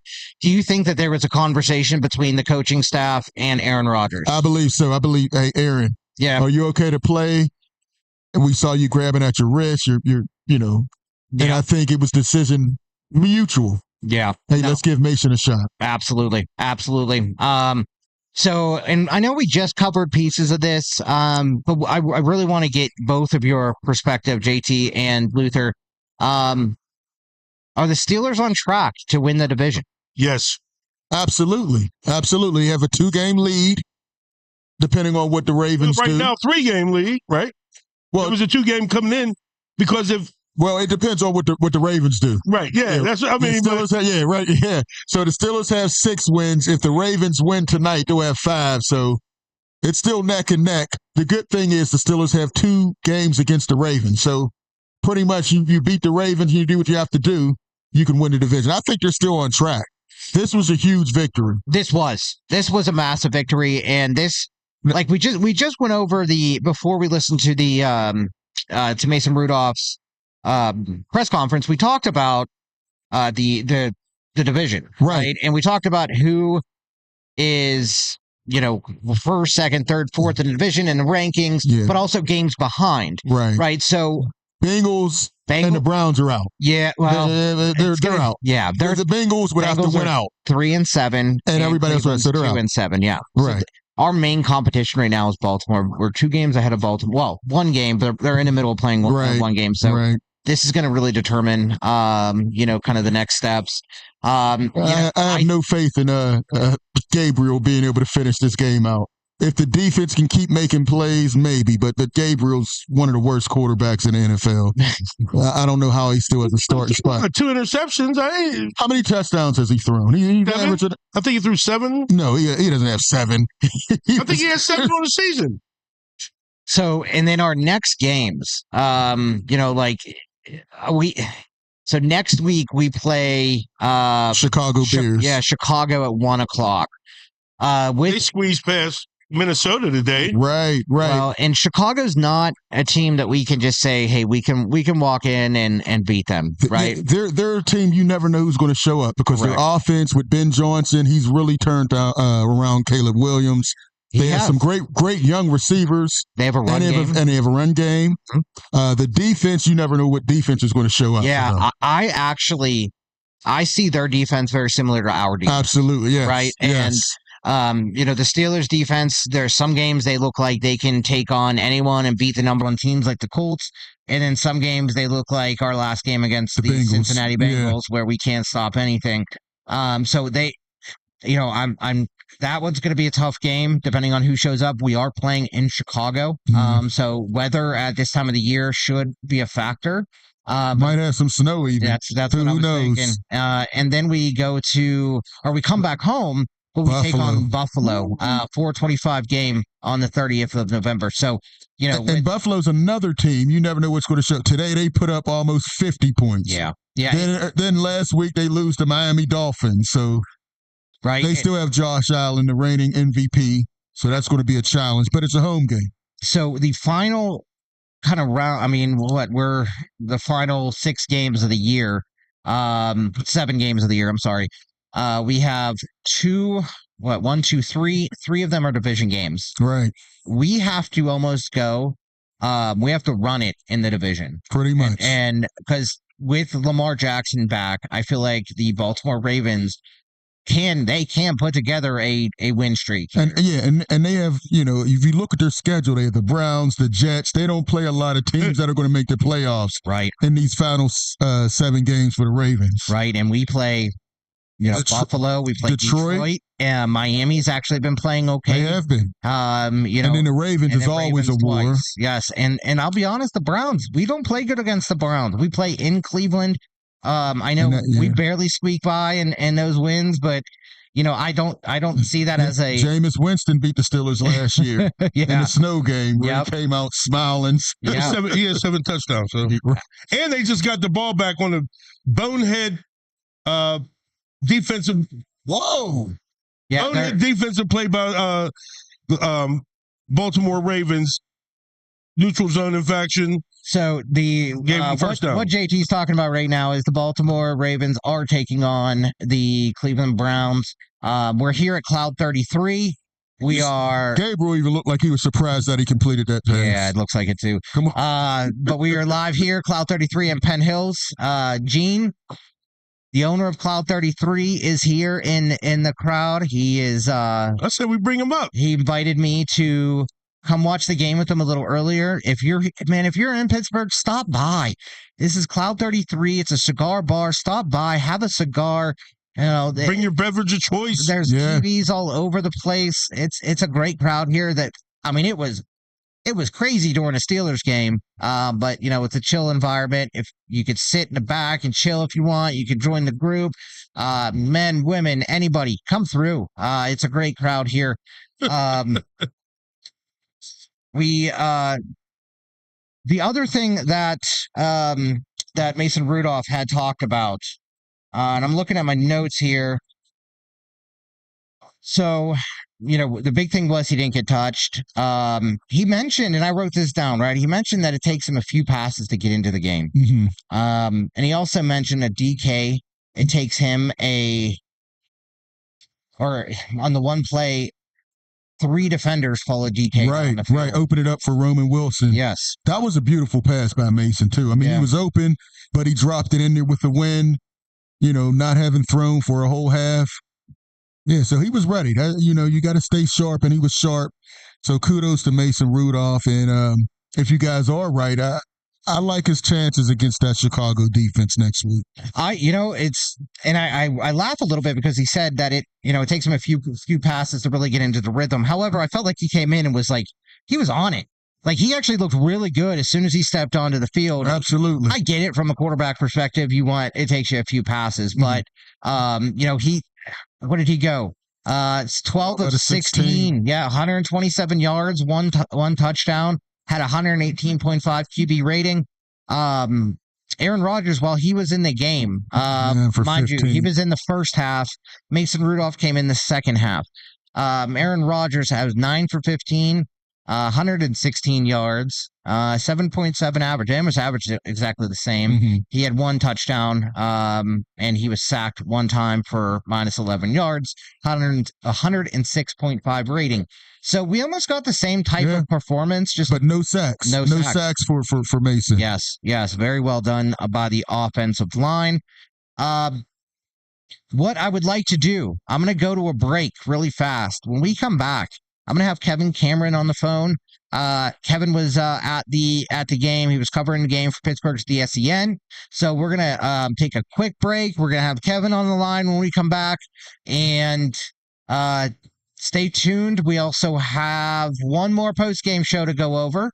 That is Nick Herbig, I believe, was at the podium to talk with the media. So stay tuned. This is the Pittsburgh's DSEN live post-game show. The Black and Gold post-game show. We cover all the Steelers post-game, as long as it's a day game. We don't cover late games. But we'll be right back here in just a moment. Let me get the ads up for you. Pittsburgh, it's an old school party. Yes, each Saturday we throw it back with some of the best old school music, funk, R&B, old school, rap, hip hop, and all the jams that make you move and dance. Yes, check it out. Each Saturday, right here on Pittsburgh's DSEN, all the old school jams, 6 to 11 p.m. Pittsburgh, have you seen our Sunday radio schedule? Ooh, it is lit. Start the day off with our Sunday gospel music from 7 a.m. to 3 p.m. It will inspire you and have you praising the Lord. Then from 3 to 8 p.m., we bring you Sunday jazz melody for all the jazz lovers. Then cap off the night with The Quiet Storm from 8 to 11 p.m. to hear the best smooth, romantic, and soulful R&B sounds of yesterday and today. All that each Sunday on Pittsburgh's DSEN, the place for soul.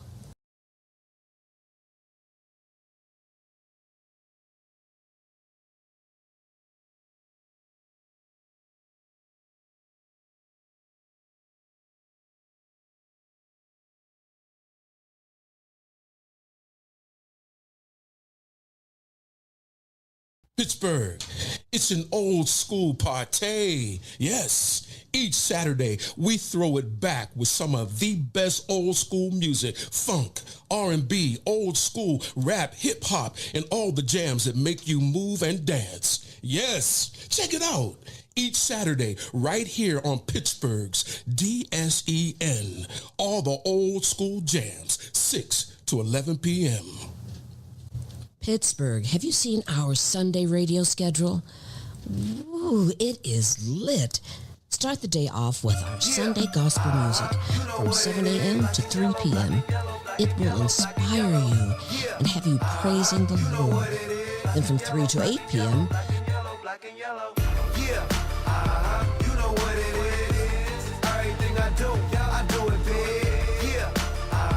we are back.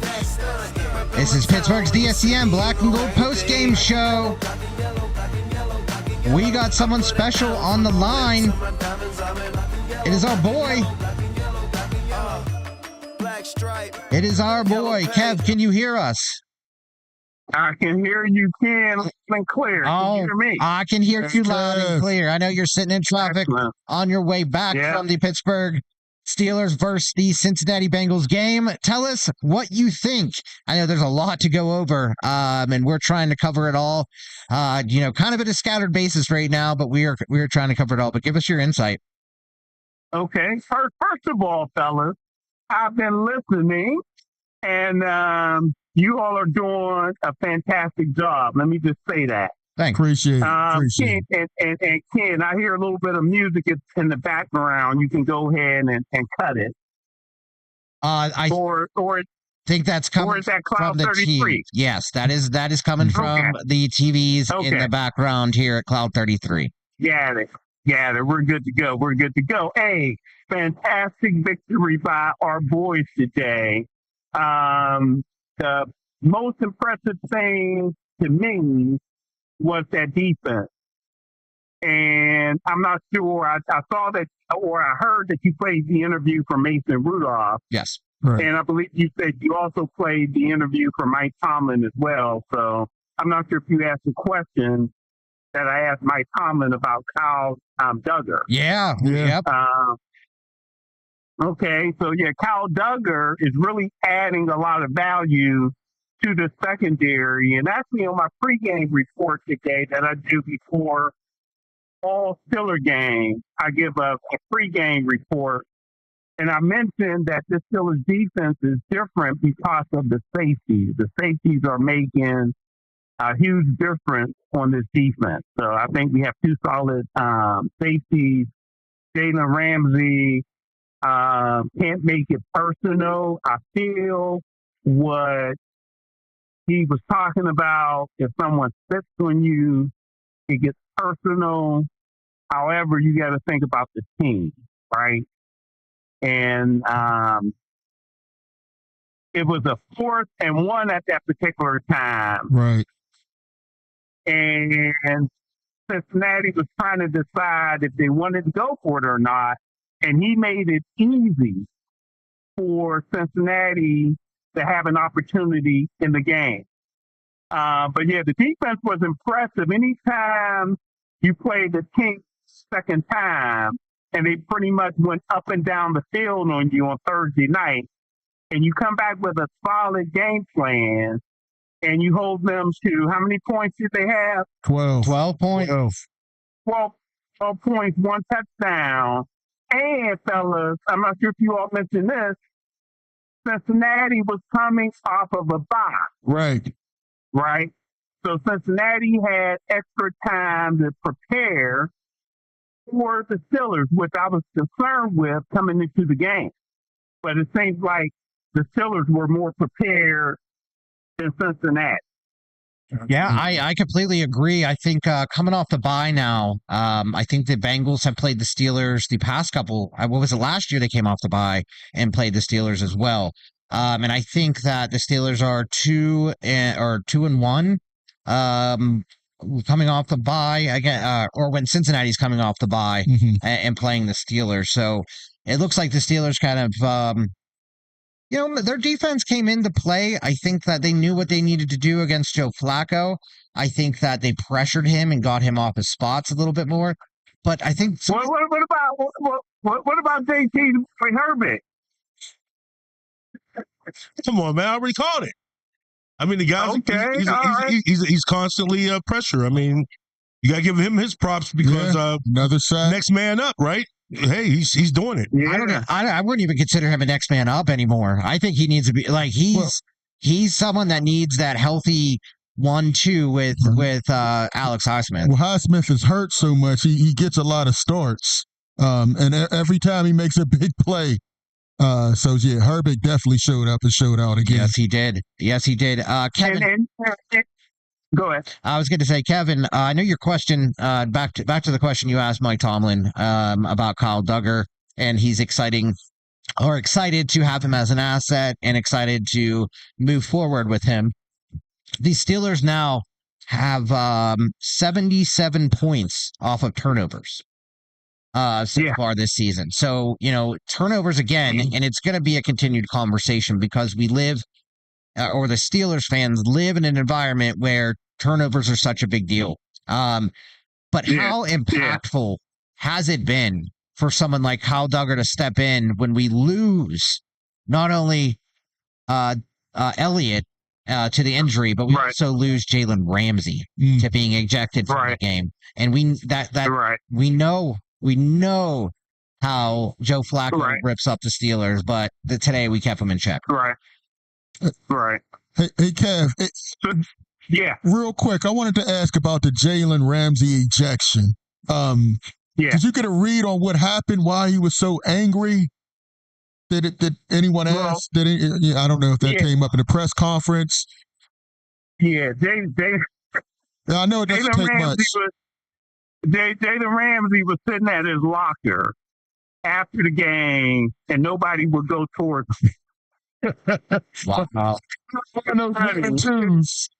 Yeah, it was funny. It was like everybody knew not to mess with him. Got you. But I had an opportunity to talk to Patrick Queen. Okay. And Patrick Queen, PQ, said that someone spit in his face. And that's what caused it all because I guess JT said that earlier. JT said that something had to have happened for him to lose it like that.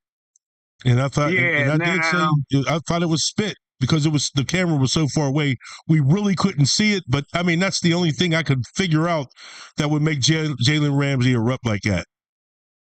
And now players have to be smart. The referee already put Ramsey on notice from the previous play of having a unsportsmanlike. So once you get in that situation, you know players are going to try to take you out of your game. Believe me, there's like 3 things that you can't do to me. Right. Okay, there's like 3 things, and spitting is one. All right, spitting is one. Putting your foot on me is number 2, and calling me the N-word is number 3. You can't do those 3 things to me, right? However, if I'm in a competitive game like today, I would have just told Jamar Chase, you know what, I'm going to take this one. However, after the game, I will be seeing you, okay? I don't think it's that easy, Ken. Well, I'm sorry. Yeah, you're right. Emotions and everything. It's not, but people get spit on a lot of times during the game, JT. Yeah, but I'm sorry. If somebody, like I said, spit is one thing. I mean, calling a name or something is one thing, but when you spit on me, that's another thing, bro. I'm sorry. Right. Well, the referee was, seemed to be within about, 10, 15 yards, directly across from them. Do you think that they had one of the trainers run in to hand them a bottle of water or something, right? Like the trainer was right there whenever Jalen Ramsey threw that punch.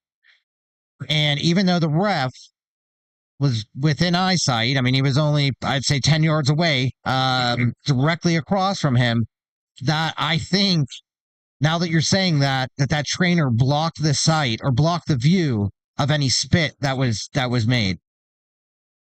Maybe. Good point, Ken. And you know what? On a different note, I don't think you all brought up maybe one of the most important things about today's game and this Black and Gold post-game show that we have here. Do you all realize that we are undefeated with the Black and Gold post-game show? Yes. This makes it 4-0. Yeah, right. We are. You're 4-0. Yeah. When we do our post game show, the team has won Steelers 4 win. times. Yep, absolutely. Too bad. Yeah, I mean They need us for a playoff game. Then it's a direct correlation. And we're going to have people run down to Rivers Casino and on their phones making bets off of our post game show. But people, we have no guarantees. I want to put that disclaimer out there right now. You can do what you want to, but we have no guarantee. Kevin, I got a big question for you really quick before I know that there's been a lot of talk out there. And week by week it changes. 1 week we have the best coach in the entire sports universe. Next week that we need to get rid of him and bring in a new coach. Does a win like this take him off his hot seat for at least, a couple No, weeks? No. Why? And I say that because to me, he's not on the hot seat. All right. To the Steelers haters, they just wait until the Steelers lose to make noise. Matter of fact, Right. even when the Steelers win, they make noise. Right. Like today, the Steelers had 2 turnovers for touchdowns. Right. 14 points. They came into the game 63 points off of turnovers, I believe, leading the NFL. Okay? Nobody complained about the Steelers giving up 3 turnovers last week and losing, Right. right? But when the Steelers benefit from turnovers, people always try to poo-poo it and say that the only reason the Steelers won is because of the turnover. And I just think that's totally wrong. But to get back to what you were saying, Ken, you know, people are going to complain about Mike Tomlin regardless of the situation. Right. However, it does minimize it, I'll say, when he wins. Right. I mean, going into the game, if you would have said Aaron Rodgers would get knocked out, Jalen Warren would have an ankle injury, and Jalen Ramsey would get ejected, you would think automatically it's a bad loss. The fact that they were able to not only win, but win big, that's a lot of credit to Mike Tomlin and his coaching staff that nobody's going to give him credit for, but I'm going to give him credit. And you're right. There you go. And thanks, Pierre. Oh, my goodness. That's what we talked about. We talked about him. We said Pierre Island, baby. Yeah. Pierre Island today. Is Slay going to go on the IR is what somebody mentioned. Is that a possibility? Well, he had I don't think so. He had a concussion. So he was in concussion protocol. You normally don't go on IR when you have a concussion. That's true. But with the way James Pierre is playing, man, I would not make that change right now. Hey, Kev. He might get benched now. Yep. Yeah, JC. So what was the mood of the locker room, the actual locker room itself? I mean, you had the touchy situation with Jalen Ramsey, nobody going near him. But what was the actual mood of the locker room when you were in there? Jovial. Yeah, they were fired up. They were fired up. Yeah, they were fired up. That's as much, Mike Tomlin. I know you all saw the interview, but you didn't see him when he went on the stage. He kind of pimped a little bit going on stage. Hey, Kev, while you're on the phone, I got where are you from, Kev? From Quip. You're from the Quip. You're from the Quip. We gotta congratulate Al Quip on their win yesterday against McKeesport. But wow, I just had one of your boys from Al Quip walk in. Oh yeah, which one? Hey, Mark. Mark. Mark Gilbert from the Al Quip.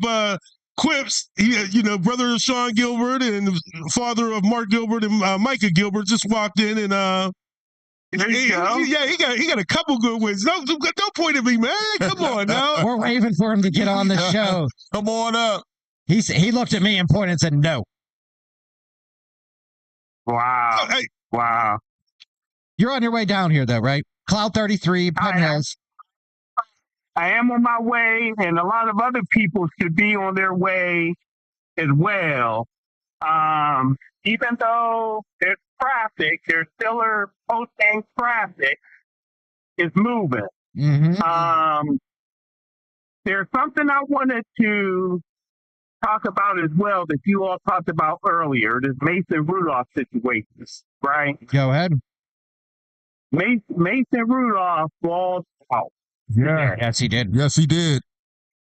Okay, and I don't think it's surprising. I think a lot of what he talked about in the post-game interview is exactly what allowed him to perform the way he performed.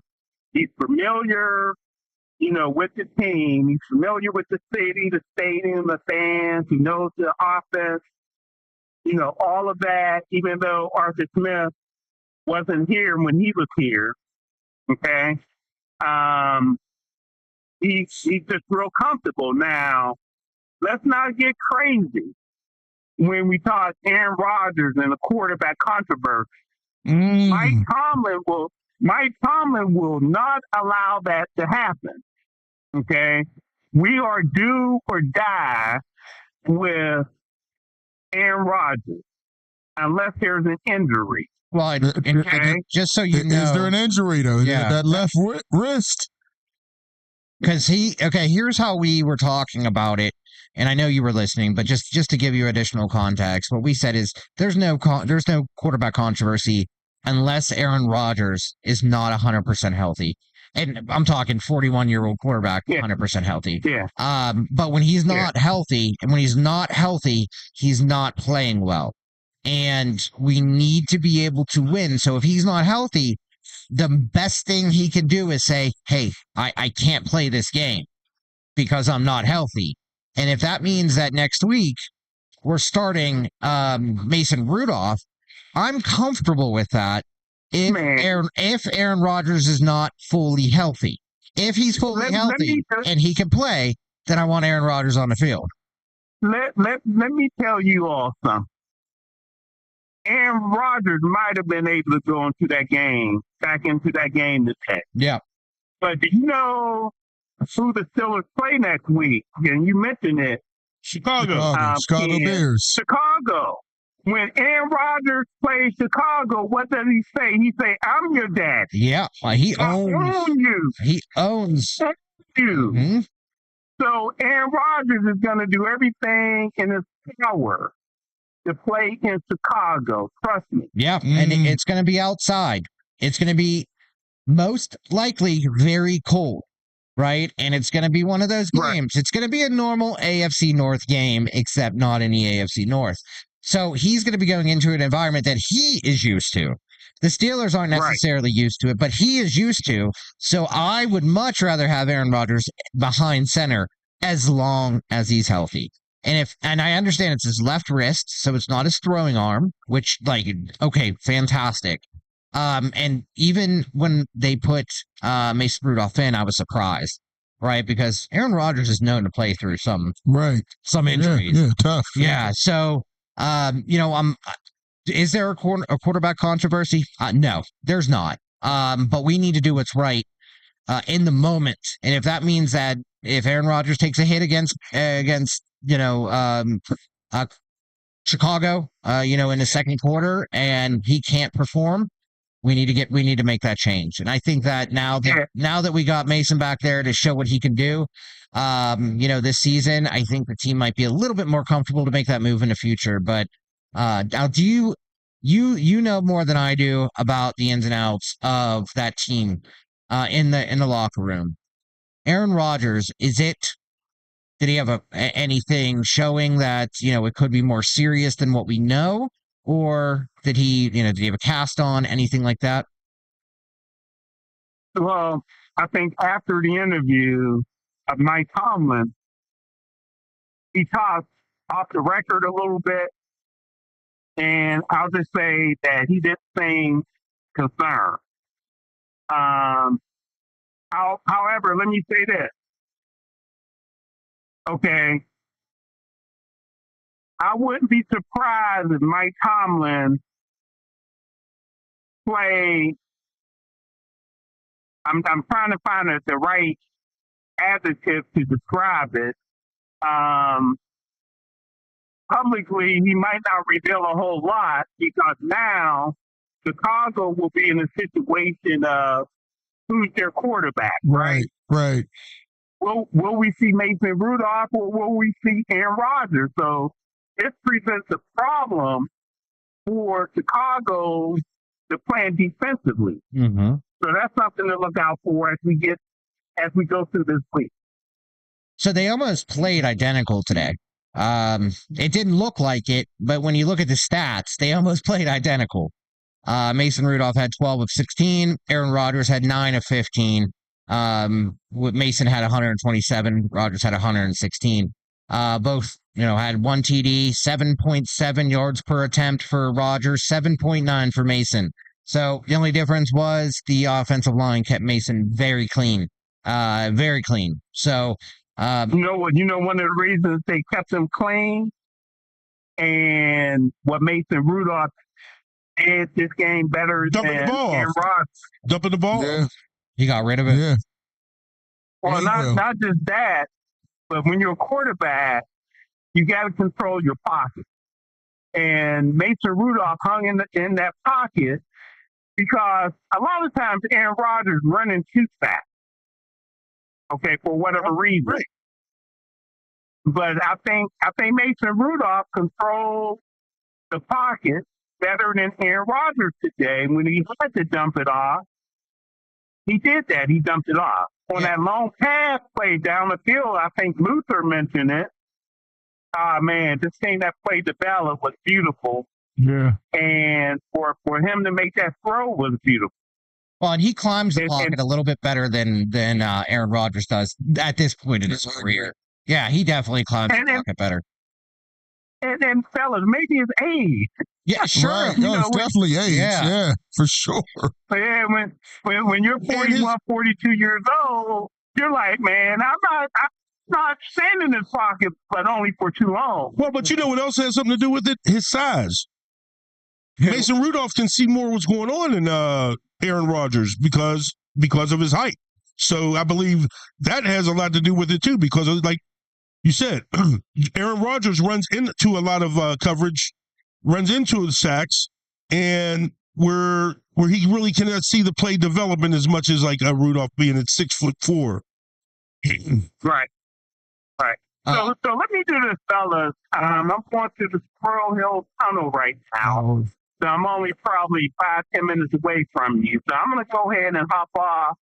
And I'll join you fellas in a few minutes, live and in person. All right. Sounds good, Kev. Thanks for calling in. We appreciate it, and we'll see you here shortly. All right. Sounds good. Thank you. Wow. Any callers? I mean, there's nobody. Come on, guys. You gotta call in. Yeah, we've got. I want to hear what you got to say. Yep, absolutely. As we just see Myles Garrett get his 4th sack. Yeah. 15 on the year. Was that Garrett? Or that was Myles Garrett. He has 4 today. Wow. I thought that was at 15. I guess nobody wants to take up that who's better, Myles Garrett or T.J. Warren at this point. I'm just saying. Oh, my goodness. Shador gets in. Sanders comes into the game. Unbelievable. We are live. Oh, and the crowd has just got energized. They're throwing up the wrist. Hey, everybody's throwing in the wrist. You would think this is a Steeler game. Yeah. We are live. I think unbelievable. Pittsburgh's the SEN live post-game show at Cloud 33. Wow, and you hear the Browns crowd. And wow. we are a Steelers crowd. We are a Steelers crowd. And everybody's throwing up that wrist. Everyone just went crazy for Shador Sanders to come into the game. He's his first pass, and he completes his first pass. Oh, my goodness. Here we go. Wow, this. I was wondering if this was going to happen. They said possibly this game. Well, what is it? The second half or third? Is it third quarter or second quarter? Third quarter. Third quarter. Okay. He started the second half off like Mason Rudolph. Yep. Is that a theme in the AFC North? There has been a number of quarterbacks that were knocked out today. And let's go around the NFL just really quick and talk about some of the games. I know we opened it up. We're talking about around the NFL. But for right now, so on the 4:00 block of teams, the Seahawks and Rams. Currently, Rams lead 14-12 with 3 minutes left in the third quarter. What a comeback for Seahawks. They were down 14-0 at one point. These are the two juggernauts on the West Coast right now. And the Seahawks they've been rolling teams. So the Rams are still hanging in there. All right, so the 49ers are running all over the Cardinals. It's 25-12, the 49ers. The Browns and Ravens with a game that we were just talking about. The Browns are ahead. Right. 16-10, and they said, we're making a quarterback change right now. Well, they're only ahead because of that Devin Bush interception. Yep. Yeah, you're welcome for that. We gave you Devin Bush. And then the Chiefs and Broncos currently tied at 6 at the beginning of the third quarter. All right. So I know I was saying earlier we have a quarterback controversy in Cleveland. Now we do. Yeah. Now he's completed his first 2 passes, yeah. And looked better than Dylan Gabriel has all year. Yeah. Going through his progressions, they're giving him time in the pocket. And that was right though, Lou. He had 7 touchdowns and 2 interceptions. Yeah, wow. Gabriel. That was He's only thrown touchdowns in 3 games though. Right. Yeah, and just to speak to it, so Michael Penix went out today. Kirk Cousins came in for him. Oh, they got him that time. Yeah. They bull rushed Jordan Love went out of the game today. And he came back in. And they get a sack on Sanders. They did his wrist. Kyle Did they Hamilton. really? Well, Malik Willis came in for Jordan Love today. And then Aaron Rodgers went down. And our boy, Mason Rudolph, came in as he does almost every other year. Whatchamacallit went out too? Did you say it? I'm sorry, I didn't know if I heard you. Who else? There was another quarterback that went out. I'll remember in a second, but yeah, it definitely a game of attrition today. Yes, it was. It was definitely a game of attrition. And Trey Lance came in for Justin Herbert today.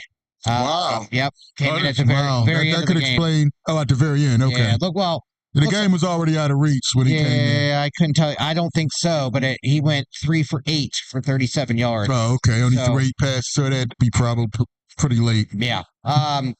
If anyone has any updates on any of those games that we did not get to see, we are getting text.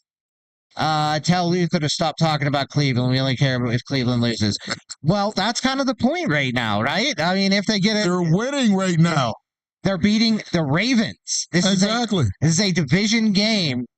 So if the Browns beat the Ravens, that helps us today. This is the only time we want Cleveland to win. I agree. All right, so back to the Steelers. Let's take a quick break, just really quick break. And then when we come back, we're going to listen to JT's boy, my boy, and Luther's boy, Nick Herbig, talk to the press after today's 34-12 win over the Cincinnati Bengals. This is Pittsburgh's DSEN live at Cloud 33 Cigar Bar in Penn Hills. We'll be right back. Hang tight. We'll be right back after this message. Sunday jazz melody for all the jazz lovers.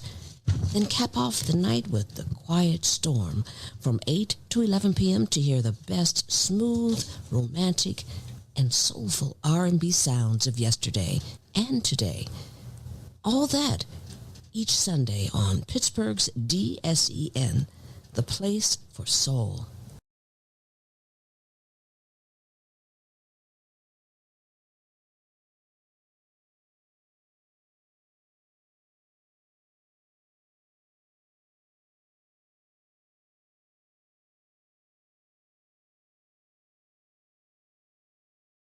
Pittsburgh, it's an old school party. Yes, each Saturday we throw it back with some of the best old school music, funk, R&B, old school, rap, hip hop, and all the jams that make you move and dance. Yes, check it out. Each Saturday right here on Pittsburgh's DSEN. All the old school jams, 6 to 11 p.m. Pittsburgh, have you seen our Sunday radio schedule? Ooh, it is lit. Start the day off with our Sunday gospel music from 7 a.m. to 3 p.m. It will inspire you and have you praising the Lord. Then from 3 to 8 p.m., we bring you Sunday jazz melody for all the jazz lovers. Then cap off the night with The Quiet Storm from 8 to 11 p.m. to hear the best smooth, romantic, and soulful R&B sounds of yesterday and today. All that each Sunday on Pittsburgh's DSEN, the place for soul. Pittsburgh, it's an old school party. Yes, each Saturday we throw it back with some of the best old school music, funk, R&B, old school, rap, hip hop, and all the jams that make you move and dance. Yes, check it out. Each Saturday right here on Pittsburgh's DSEN. All the old school jams, 6 to 11 p.m.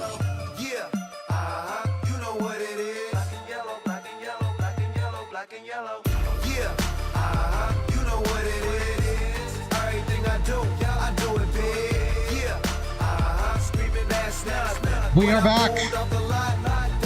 Pittsburgh's DSEN.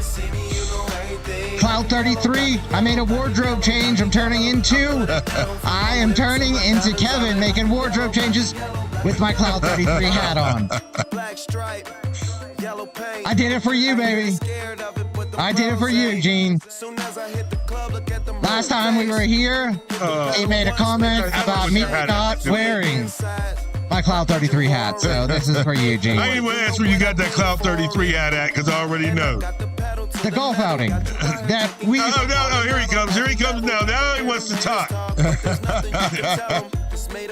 I don't even want to turn off the music right now, boys. Oh, he got the belt. There we go. That's why he's wearing that hat. There we go. The belt? There we go. The champ is here. The champ is here. The champ. Yeah. Supposed to get a whole week with this, but. Hey, yo, that belt is thinner than rolling papers. Oh, my goodness. All right, boys. All right, let's jump right into it. We're going to listen to Nick Herbig talk here while I wear this belt and try to do the ones and twos on the board. Are you going to be able to get that through your belt loops, though? All right. So we're going to listen to Nick Herbig here. Let me get this set up. The Phenom.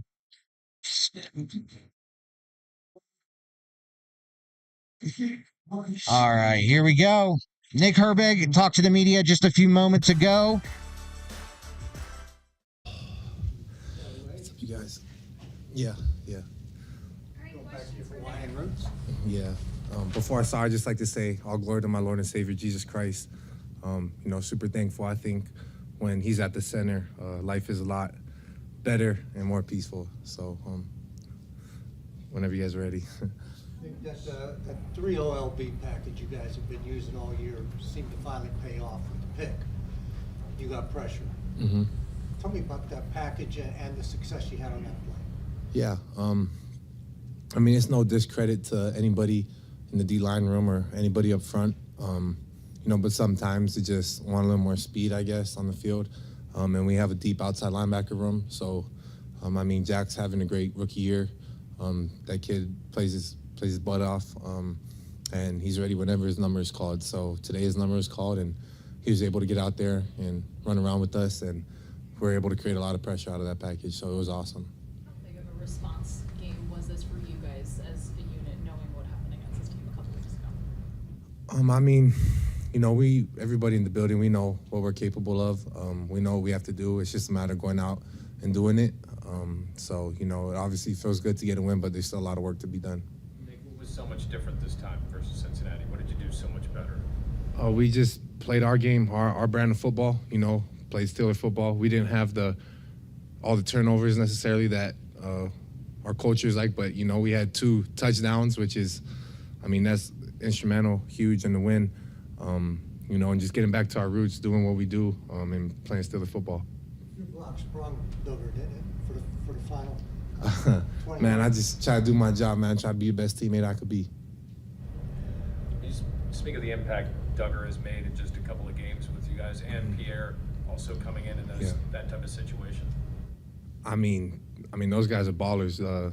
JP, BE, Brandon Echols, he a dog too. Duggar a dog. All them boys is dogs. Like, they come in, whenever their number is called, when it's going to be, and they just come in and keep making plays, consistently showing up on film, playing Steelers football. You love to see that, man. Coach C always say the standard is the standard, regardless of who's in the game. Next man up mentality, and I think those guys exemplify that to the highest level. You guys got a ton of sacks, but do you feel like you're able to impact Flacco and keep him more uncomfortable than he was in the first game? Yeah, he's a good quarterback. He's been doing it a long time for a reason. He has good sense of pressure and pocket presence, awareness, gets the ball out quick. He's a heck of a player. So we just try to affect him any way we can. When TJ planted him and he got the penalty, did you think that shook Flacco? He didn't seem to be sharp the rest of the game. TJ's TJ for a reason. Like, he's the best in the world. So I think knowing that dude's coming after you like that, it probably has a little sense of scarcity in there, but, at the end of the day, it's football, man. You're going to get hit. Nick, I know you're on the defensive side. What's the comfort level you guys have with having Mason, knowing he's played in the NFL when he had to come into that situation? Yeah, I love Mason. Like I said, next man up mentality. Mason embodies that. There's a reason why he was drafted here, a reason why we brought him back. Mason's a great dude, great player, and we have no issues with him. Talk me through the kind of, emotional journey there where you think you get them stopped, they're going to punt on 4th down, then there's a fight, Jalen gets ejected, now you got to go back and play defense again, and to be able to end that drive with holding them to a field goal, how important do you think that was there? Yeah, Coach C always said we defend every blade of grass, so, no matter what happens, sometimes there's things that's out of our control, and we just have to, play football at the end of the day and do our job. What was your perspective when all that was going on? Were you in the middle of it, or? Yeah, just trying to mediate it. But Five, he's a heck of a player, man, heck of a dude. I'm so glad he's a Steeler. I love that guy. He's a great leader, and I got his back 100%. So whatever happens, happens. Back with the sack. Is that what you're talking about? You got the sack then? Right. Regardless, I got back with anything. Nick, you talked about next man up. For Duggar being here less than a month now, was that kind of the guy you knew you were getting when he came in, or are you impressed with what he's done in his short time here? That dude's made a career out of being the next man up mentality. Like, he from Lenore Rain, or you know what I'm saying? Like, to be able to do what he's done and have the career he's had so far, that doesn't just happen. You know what I mean? Like, there's work that's put in behind the scenes that people don't see. That dude's put in a lot of blood, sweat, and tears to be where he is today. So there's no surprise at all. Jim, with the last one, was there any indication that, from your perspective, that Jamar Chase spit on Jalen? Could you tell from that? I don't know. If he did, that's lame. All right, thanks, guys. What? Yes. Yeah, yes. All right, we are back after listening to Nick Herbig. Before we talk about a few things that he mentioned, one of his last comments was actually about how lame it was if Jamar Chase did spit on Jalen Ramsey. You called it. Yeah. You called that. I got to give you credit. And if you're looking at the replay, you could see Jamar Chase spitting on Jalen Ramsey. Come on, man. And actually, I'm going to read the PFWA poll reporter, or Brian Bracco, interview with referee Bill Vinovich after the game. Bill Vinovich said that there was a scuffle between the two. We had been dealing with it all day, and it kind of escalated. They were both grabbing at each other's face mask. Number 5 from Pittsburgh punched number 1 from Cincinnati. And no, they did not see any spit, and we did not see anything that rose that level at all.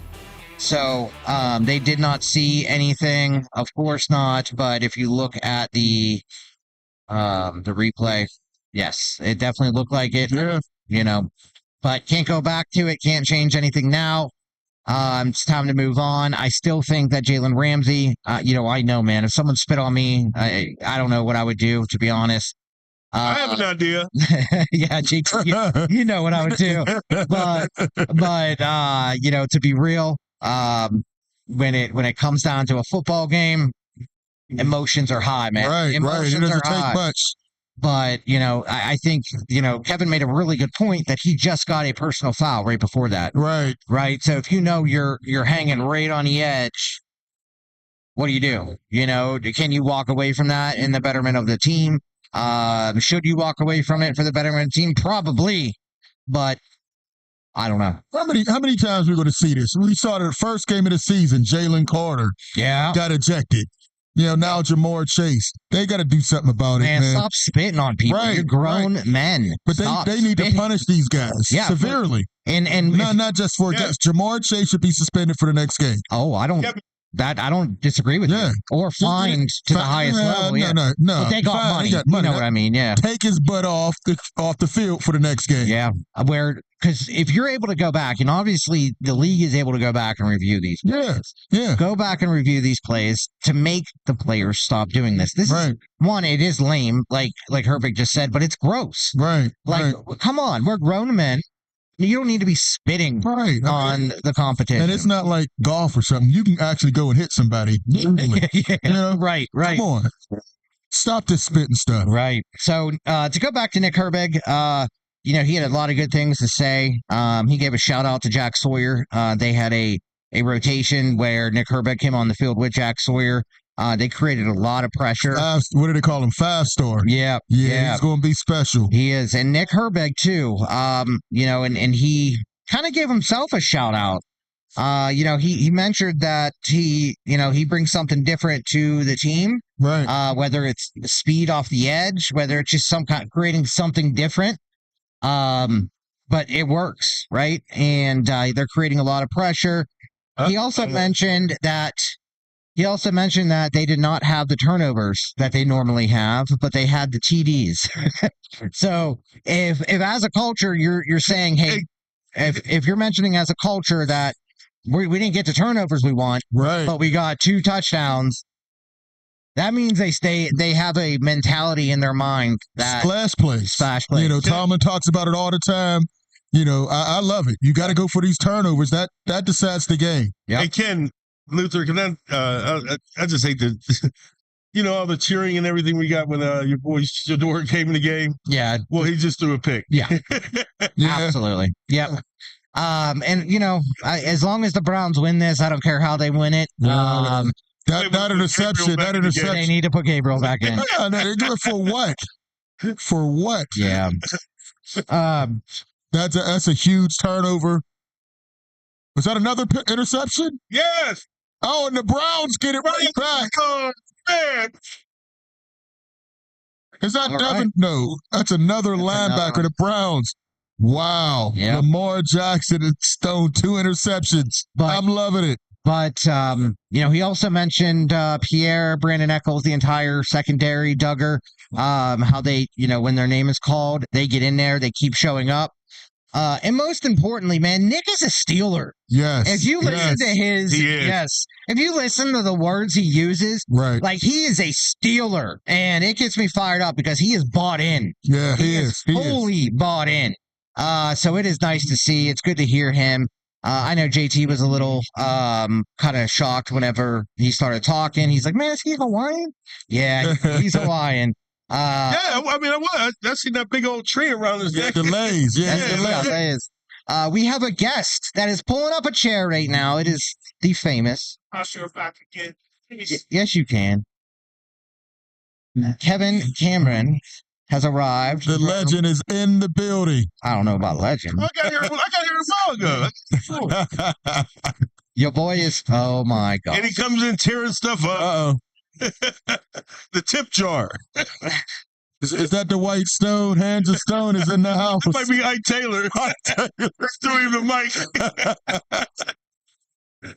Kevin Cameron got his headset on. I can get some room. We got a full person. You should sit at the end of the table, being that you're the father of this joint. No, it isn't. You ready? Can I hear myself? Test 1, 2, test 1, 2. No. No. What's up, my man? I can't hear you. Is it on? Let's see if we can turn it on. Whoever set this up. Test 1, 2. There you go. There it is. That power button gets you all the time. And I still can't hear on the headset. Can you hear him out? Can you hear us now? I can hear you now. All right. All right. What's going on, Kev? Welcome to the show. Welcome to Cloud 33. Thank you for coming down. I love having your presence here after a game. Where's the pastries at? You ate them all yesterday. I was expecting to have some pastries, man. I came all the way from. He's been talking about ribs, stadium, all kind of stuff. Ribs and chitlins and greens. Ribs. Yeah, he didn't bring any though. No, he didn't. Okay. All right. I dropped him outside on the way in, man. Did you all have just all text today, or did you get some calls? We've had all text. All text today, Mhm. flying in left and right. Okay. People call in and tell us what you thought about the game. Tell us what you thought. How much time is left, Ken? 30 minutes. 33 minutes. Okay, until 7 o'clock. Like I said, Ken, JT, Luther, you all have been doing a tremendous job. I don't think I need to show up anymore. We're having fun, man, and I think after a big Steelers win like this, the most important thing for fans to do is have fun, enjoy it, because, this is big. When you get a division win, when your defense comes through, when you got a quarterback that comes in and takes place of Aaron Rodgers and still performs, this is fun. This is what it's all about. As much as we enjoy the ups and we're down when we lose, got to enjoy the wins. You have to enjoy the wins, and we're atop of the AFC North right now. We are a team that our destiny is in our hands for the rest of the season. Is this the team? Can we compete? Can we compete, Kevin? I think so. I think this is a resilient group.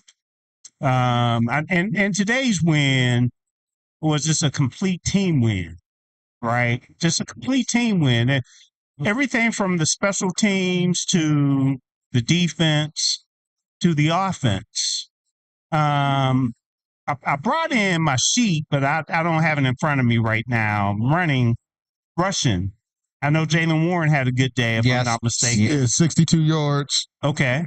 And he was limited with his injury also, but total rushing yards for the Steelers. 111. 28 attempts. And I passed Arthur Smith up in the locker room as well, and we're cool. So I'll just keep it that way. But I congratulated him on a game well called. I know a lot of times JT like to get on him. Sure. And I'm on the same name, man. Arthur Smith loves that pitch play, doesn't he? Yeah. They ran that constantly. Had some success with it, but after a while, the defense, starts to key on that, and I'd like to see something off of that. Warren got a lot of his 62 yards. That pitch towards Broderick Jones' side, but I'd like to see a little more diversity. Yeah. Well, I thought he did a lot of different things today. And I was actually complaining last Sunday. I didn't think there were. It was very basic last. I didn't think there were enough planned rollouts for Aaron Rodgers just last game. This game, you saw them. And I just thought he dialed up a lot of good plays that provided the Steelers with opportunities. Did you all talk about the run of the game, the catch and run? Which one? Darnell Washington. We talked about that. This is one of the first Oh, things yeah, that was the first thing we said. Okay, all right. But listen, they have to do that more often because, as we said earlier, guys are making business decisions. Whether you want to go up and get stiff armed to the ground or get trucked. I mean, he's just an amazing athlete, and I think he's underused. Yeah. Well, they're using him now, but they kind of got away from him a little bit the last couple games before today. Right. So, right.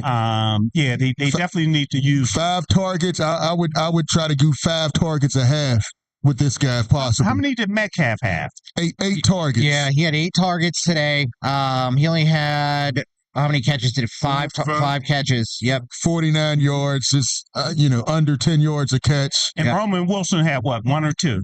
2 targets. He had 1 catch. 1 for 17. A beautiful deep out. Yeah, and Jonnu Smith had 2 targets and 0 catches. Yeah, the 2 targets he had, I don't think they were even low on the ground. Yeah, the one was way behind him, and he had to. He almost broke up an interception basically on the first one. I don't know if anybody noticed the one, the big pickup Darnell Washington had on that 3rd down. Not the play where he tore everybody apart, but the second one where Metcalf had the DB beat by 10 yards. Right. Down almost in the end zone. Yeah. Yeah. I don't know if anybody noticed that. So wanted to go over something really quick. I have the stats in front of me for the Bengals Week 7 versus the Bengals Week 11 game. Wow. Okay. So in the Steelers, how much the defense improved or changed in week 11. So in terms of points, obviously, week 7, we gave up 33 points. And week 11, we gave up 12. So huge improvement there by the Steelers defense. Passing yards. Pittsburgh's defense. Hold on, Ken. Maybe that should be -2. The defense scored 14 points. Well, right. Let's get there. Let's get there. All right. So, passing yards. So in week 7, the Steelers gave up 328 passing yards, whereas today we gave up 192. And let me stop you there too. Coming into this game, the Steelers were last in the NFL in pass allowed. Yeah. And Cincinnati were rolling, right? They were scoring like crazy. I think Joe Flacco, since he started, they're the number 1 offense in the league, averaging over 30, 35 points a game. And did he have like 425 yards last week? That was don't remind us. Yeah, 400 plus for the first time in his career. The last game. Yeah. So Ken, to your point, that defense, man, big difference. But go ahead. Yes, absolutely. And then rushing yards. This is a very important one. I know we weren't shut down today, but in week 7, the Steelers defense gave up 142 rushing yards compared to week 11, we gave up 105.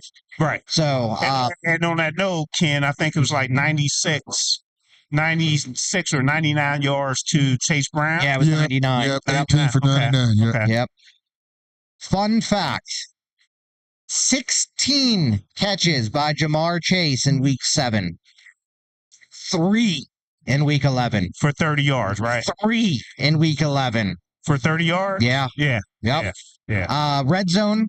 In week 7, the Bengals were 2 for 5 in the red zone against the Steelers defense.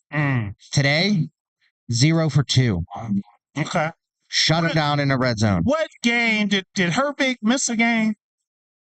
I'm thinking he missed the game. Was it last game? Yeah, he did miss a game. It was early on in the year. No, Yeah. last week, I think. Last week. It was last week. Okay.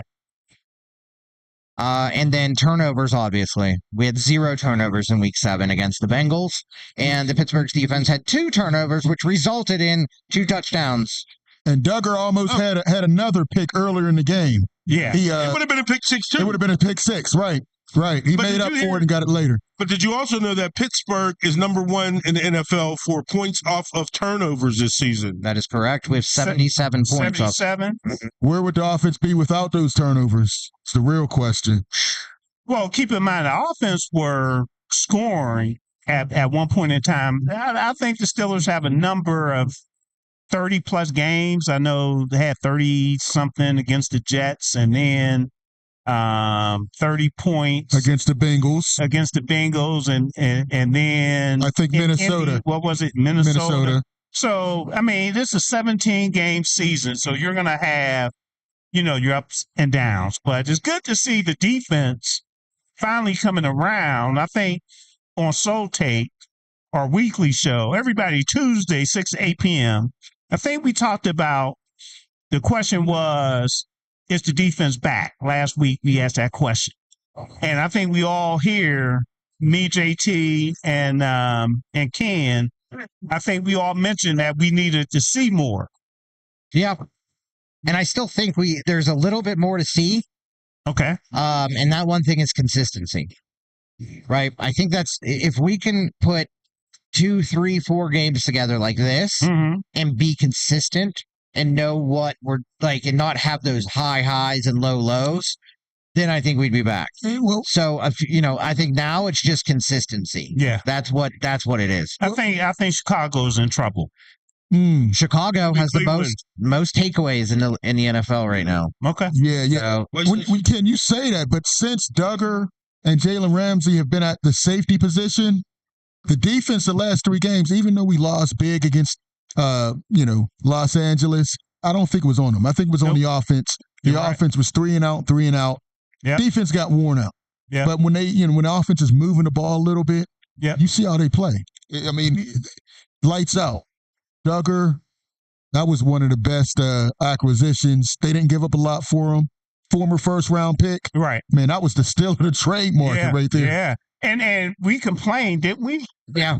Well, it wasn't big enough. Yeah, It wasn't big enough. No, we complained that the Steelers didn't make a big-time move. Oh, on offense. On offense. Yeah.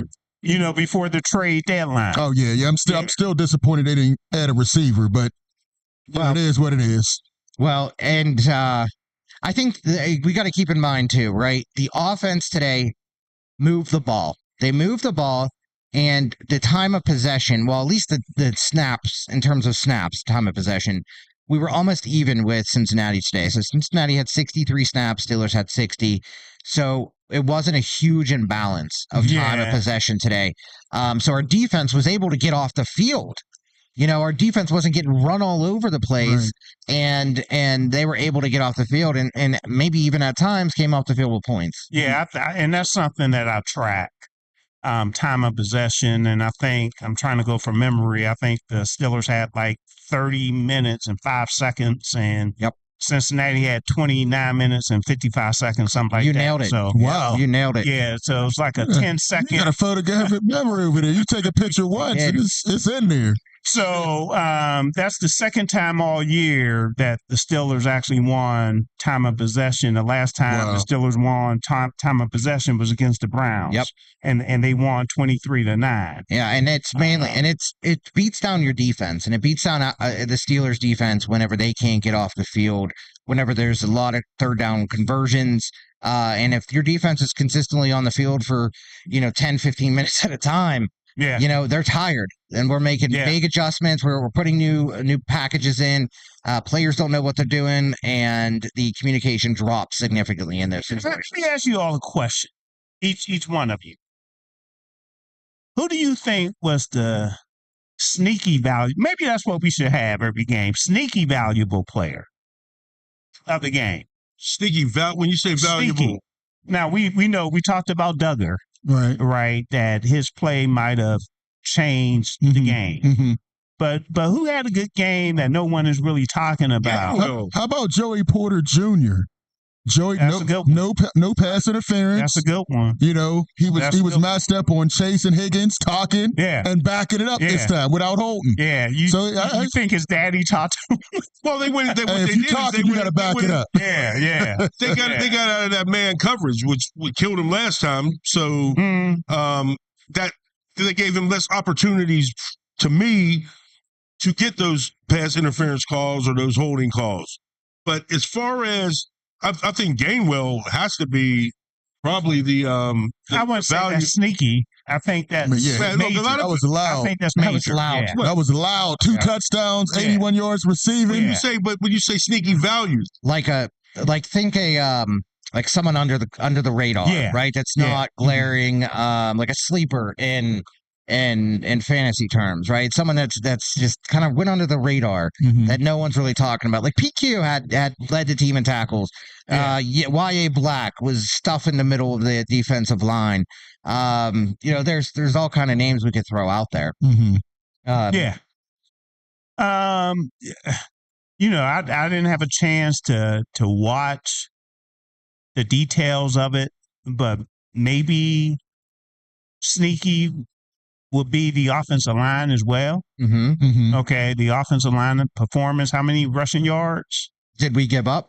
No, did we have? We had 111 total. 111 total. They kept Mason Rudolph clean, right? Yeah, and Mason mentioned that twice in his press conference that the offensive line kept him clean. The entire time. He was very thankful for that, obviously. Or even Pat Frymuth, that he had a big first down when the Steelers needed. One reception. Was it one? It was just one. Okay. One for 19. It was a big play. Again, I'd like to see him in there more. Or is it Jalen Warren for coming back after that, what looked like to be a season-ending injury? I know, right? On TV. See, that's what happens when you do yoga. Right, when you do yoga that allows you to be that flexible. It was all those soccer goals he was pulling during the training in the summer. I mean, he puts in work. He puts in work. But I do think that, that is really impressive. On the screen, it looked like his knee twisted in 3 different directions. Okay. The fact that he came back onto the field this game shows the kind of dog he is. But he walked gingerly. Even him being on the field, and another name is DK Metcalf. Mason mentioned that on one of the plays, DK was taking three defenders. He's getting a lot of attention. Three defenders. And that's why we wanted another wide receiver. Yeah. Right. Right. Yeah. Somebody could really eat if they're, Big time. Big time. But, as I look at some of these plays, there was a play earlier in the first quarter where Roman Wilson had a deep. He was open deep. Rodgers could have threw it to him, but I don't think the trust is there. Did you all catch Aaron Rodgers talking to Roman Wilson before halftime when he threw him that ball, that out, and he was near the goal line? Oh, right. He must have ran the wrong route because Rodgers was all on him. Rodgers is getting on everybody. Yeah. Was that on the sideline? Coming off the field. I remember that. They were at the goal line. Yeah. It was a high throw. But maybe I think he ran the wrong route. Maybe so. I think Aaron Rodgers was saying you need to do the route in the end zone, not before the end zone. Right. Probably. That's when the Steelers had no timeouts left. Right. Right. And I think it might have been 17 seconds left on the clock. Field goal, Is there anybody getting on Aaron Rodgers that you notice? No, because you see more than we see. So no, and they wouldn't. Right. It's just like Jalen Ramsey. No one is getting on Jalen Ramsey. They're getting out of his way. Well, for different reasons, probably. Exactly. Oh, Cam Hayward got in his way. Well, I think the team, they have their own way of accountability in most team environments. I'm sure that someone like Aaron Rodgers, like if he has a terrible game and he's not taking responsibility for it in the locker room and saying, "Hey guys, like that one's on me," then I'm sure people would stand up and be like, "Hey, dude, like we can't play like this." But I think like that. And let me throw this out there. And I'm down there by myself, right? So hopefully one day our radio station will have multiple people down there, because what happens when you're there? You can go many different places. So you could go to the media room where you have the formal interviews, or you could go to the locker room, and you could go to the visiting locker room and the visiting media room as well. I'm only one person. I can only go one place, so I have to pick and choose where to go. Right. So my point is, I wish I had someone there today to go into the Cincinnati locker room, because when you point fingers, the finger a lot of the time gets pointed right back at you. Now, if I'm on that defense after what happened, when was it, last week, 2 weeks ago, when you had Jamar Chase and Chase Brown saying we only needed one stop, can you all basically have one stop? Right. Who lost that game for Cincinnati today? Their offense. That was poor to see. When teams question the other half of so I kind of figured that would show up, and the offense didn't show up. You put up all those points. So the defense can say, "Hey, can you all not turn the ball over?" Right. Not give up touchdowns on the turnovers. Can you not give up 14 points? We would have had a chance. You all gave up more points than we gave up. So. Exactly. Basically. So it would have been interesting. I wonder if anybody from a Cincinnati media standpoint asked that question. Yeah, absolutely. And directly to the people that said it, Chase Brown and Jamar Chase. Yeah. That's a really good point. Can you not spit on Chase in people's face? Chase is, he's doing a lot of things the last couple of weeks. I'm looking at him a little differently. Yeah. He might get jumped. I know. But right when you walked in, Kevin, I was reading a press report from the referees where it was stated they came out and said they did not see the spit. However, on the video that now is being released, you can clearly see Jamar Chase. And see, that's why I don't like. I mean, I like it, but I don't like it. What do they call it? Play assist? What is it? Replay assist, because they pick and choose what plays to review. Right. right? And there's a lot of plays that should be reviewed that isn't reviewed. Right. And something like that, if you ask me, should be reviewed. A place like that, if you're ejecting a player, if you were ejecting, I mean, now he probably still would have been ejected. Right, but Jamar Chase would have been ejected. Correct. Yeah, that's the big thing is spinning on someone. They both just got personal fouls. They both should have been ejected. And something else we need to do, fellas, and I've been critical of this myself. Terrell Austin, right? Defense coordinator. Can we give him some credit? Yeah. I always give him credit. Yeah. No, I've been very critical, but I gave him credit today. He definitely deserves it. To give up 30-something points 3 weeks ago and come back and only give up 12. They were playing. And you talk about somebody else. How about Eccles? Now he might be the sleepy, valuable player. He was getting hurt. Sleepy. Right. And he went out early. He went out early, came back. Sneaky sleepy. And he was making some great plays out there. Yeah. I think he forced the fumble. He forced the fumble on Fant. Ripped it out. I think Ken might have hit it on the head, too, when he said, your boy, Porter.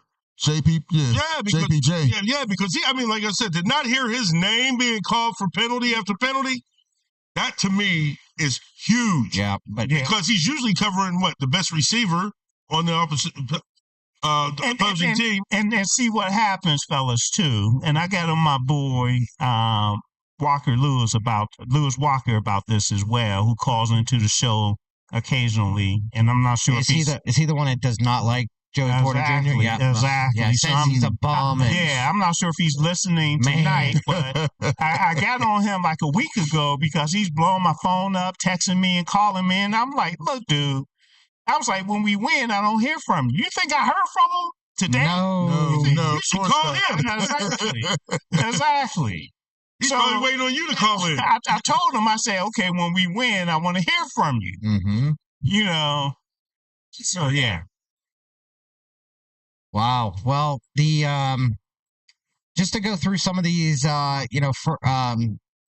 efficiency on downs.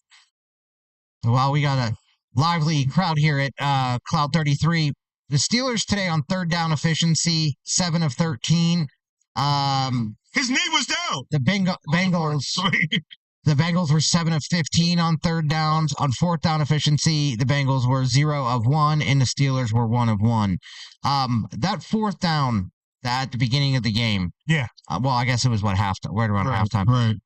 Maybe it's that tush push, or the Steelers version of Hayward. Oh, Hayward, when he didn't make it, and they said he made it. And and it really didn't look like he made it. I thought he made it. But if you watch that play again, the second effort, the very second, his one arm with the ball looked like the second effort he pushed through. You know what? Philadelphia gets away with that all the time. False starts and everything. So I might as well come on this side of the state. I'm great with it. I'm great with it. We might as well get some credit for it. Absolutely. But listen, I don't have a problem with the tush push. It's just the guys offsides. If the referees would call the guards leaving before the snap, it's not a problem. Yeah. But the guards are going, the tackles are going. Yeah. Somebody's offsides, and then we're not calling it. I don't like to play, man. To be honest with you, it's an ugly play. I don't like it. They're supposed to be all about player safety, and I don't like it. I love it. I don't like it. I think we should fake it one of these times and run out to the edge. Hey, that's what the Eagles did that one time and handed to Saquon Barkley for a touchdown around the side. And another thing, too, I'm not sure if you all talked about. What about the fans, man? Yeah. Oh, the crowd. How about the crowd when Mason Rudolph stepped onto the field? Yeah. What was that like? Yeah. I mean, did you get a sense of the crowd and maybe seeing some of the players' reaction? What was that about? Well, and then they asked him about it as well. He really appreciated the applause and everything. It was definitely recognizable. Yeah. Yeah. Well, it was 66,132 fans there today. Okay. Wow. And that's something else. Aaron Rodgers probably said, damn. I don't get no love here. And it's like, I'm not as hurt as what I thought I was. Right. I better get back in there next week. Aaron loves his attention, that's for sure, and he loves when people show him that kind of appreciation. So I'm sure that's a really funny point, Kev. But you know, Pittsburgh always loves the backup quarterback. You're right. Always. Unless you're playing at an all-pro level, they love the backup. So absolutely, you're right. He's going to be dealing with that for a couple weeks unless he picks it up. Yeah, that fair weather quarterback fan. Right. Well, around the NFL, really quick, we're about to wrap up here in less than 10 minutes. But around the NFL at the 4 o'clock slot, the Seattle Seahawks and the Rams are battling it out. The Rams are currently ahead 21-18, 2 minutes and 23 seconds left in the fourth quarter. Wow. The 49ers are currently ahead 35-16 over the Arizona Cardinals, 8 minutes remaining in the fourth quarter. Can I interrupt you? The owner of Cloud 33 was upset, jumping around and all kind of stuff because he's watching this Browns game against Baltimore, and I think that's a down ball, Gene. I think it's down inside the one. I think his knee was down. Oh, they put it at the 20. They put it at the 20. They said he stepped on the line. Wow. Gene was right, but the NFL was wrong. Well, it's supposed to be about the ball. Where's the ball? But I think he stepped on the line. Okay. And the wild part about it, he never even had to touch it at all. He didn't have to. Right. Well, it was coming back into the 1 yard line as opposed to towards the end zone. So then the Chiefs and the Broncos. The Broncos currently ahead 16-13 with 12 minutes left in the fourth quarter. And what everyone is talking about right now, the Browns and the Ravens currently in the fourth quarter with 10 minutes and 49 seconds left. Ravens have the ball, and the Browns are ahead 16-13. 16-13. That's a score. And I'm looking at this replay again. I still say it's inside. I still say it, yeah. Oh, it looks like... No, he's on the line right now. He's on the line right there. No, he's not. No, he's on the line. His foot is up. He's on the line. But it's still about the ball. But your foot can't be on the line either. Can't be in the line. Yeah. No, man. If you step on the line and the ball is, look like he went on that line. and the ball is not He's over. on the line right now. If you step on the line and the ball is not over when you go to score a touchdown, that's not a touchdown. Again. It's over. Are they reviewing it now? I'm not sure what they're doing, man. They must have But go did a ahead, challenge. Ken. We messed Ken's flow up. Hey, we're way past that now. We're way past that. I'm wondering why he even slid. There's not even a player around. He's a Brown. He's a Brown. Browns do what Browns do. Exactly. Choke. You heard what Juju said years ago. If it's Brown, flush it down. Wow. Go Browns. I hope you guys win. I really hope you guys win this game. They're doing everything they can to lose it at this point. What does this say about Baltimore, fellas? To be struggling against the Browns. You know what? I don't want to say anything because there's games where we struggle against the Browns. But listen, the Browns' defense is tough. I mean, Miles Garrett has It's a 5 conference sacks. game. It's a divisional Miles Garrett game. has 5 sacks. The offense is looking bad. Oh, they even challenged it. And the call stands. Wow. It's a divisional game, and in all division games, a lot of times, I don't care how good in the division you are, how bad you are. Be competitive. Okay, now you all asked me when I was on my way here on the phone, Mike Tomlin possibly being on a hot seat. Correct. And I said no, and I think we all agree here. But should we look at other coaches in the AFC North? Well, look right here. John Harbaugh. Yeah. No. Kevin Stefanski. Both of these guys. Zach Taylor. Harbaugh's dealing with a lot of injuries this year. So everybody's dealing with injuries. But I'm talking about John Harbaugh's not going nowhere. But Kevin Stefanski, he even got, Coach of the Year? I think he has two coaches of the year, which I don't think he deserved, but he got them anyway. But I think there's a lot of coaches. Zach Taylor for the Bengals even. Now they finish off. So Zach Taylor, though, I mean, he lost Joe Burrow.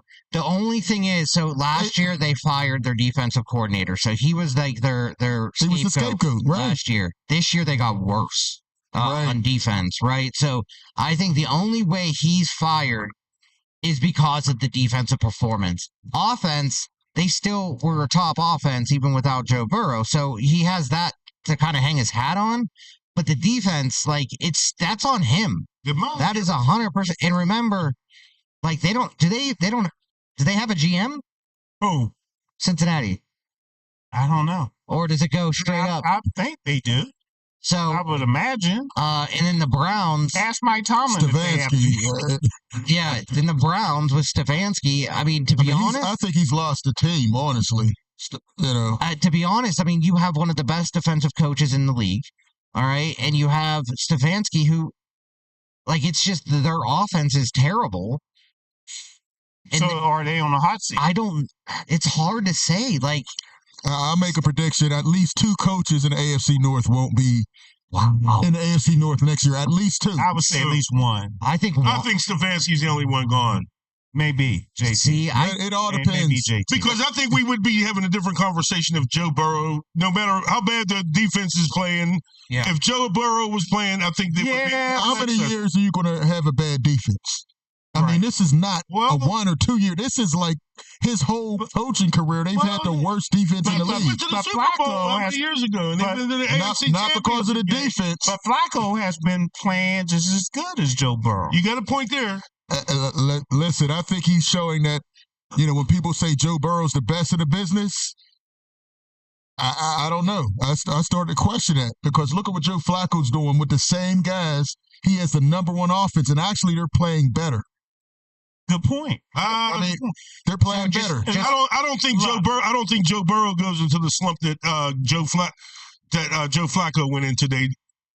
During the game, like today when Joe Flacco just got shut down. But was it so much him or that wind was blowing crazy down there, right? I understand. I mean, it took away the deep balls. Yeah, but they deal with the same thing. They're like Riverfront Stadium. They deal with the same weather. Hey, deep ball. We talked about this guy earlier. What about James Pierre on that deep ball to Jamar Chase? Wow, man, that was a game saver. He jumped up and knocked it with his left hand. He has stepped up. I mean, from him being on a practice squad to being a starter, right? I mean, that's pretty miraculous. I always had faith in him. A couple years ago, people hated him. I said he has potential. You're right, and now he's realizing his potential right now. Yeah, I always thought he was a good player as well. And Ken, as the answer to your question, it says that Duke Tobin is the GM for the. That's exactly what I was going to say. His official title is Director of Player Personnel, but he's the de facto GM over the Cincinnati Bengals. To be honest, I think if that's the case, I think him and he would probably be out. But I don't think the Bengals make a move. I actually don't think any of the coaches get fired. None? No. Well, I don't. And here's the thing. I don't. Here's the thing for you guys around the NFL. The Kansas City Chiefs just scored a go-ahead touchdown on the Broncos, 21-yard reception for Travis Kelce. And so got to keep an eye on that game, too. Broncos are a team I think could be one and done. I'm not impressed with them, really. The defense, yes. The offense, Bo Nix. No, they just lost JT Dobbins again, J.K. Dobbins. Yeah. But their running game hasn't done nothing today, even with R.J. Harvey and McLaughlin. So So I don't see them as a threat. In fact, I would love for the Steelers to get them in the playoffs. That would be a team I would take the Steelers over. Anyway, did we say the same thing about that with Tebow a few years ago? Ooh. About in the playoffs. Oh, he said he'd love to see the Broncos in the playoffs. Don't mention that. That was like 10 years ago. Yeah, that was like 10 years ago. Yeah, but still. That started a bad cycle. I wouldn't mind seeing them if we played them here. And we could play them here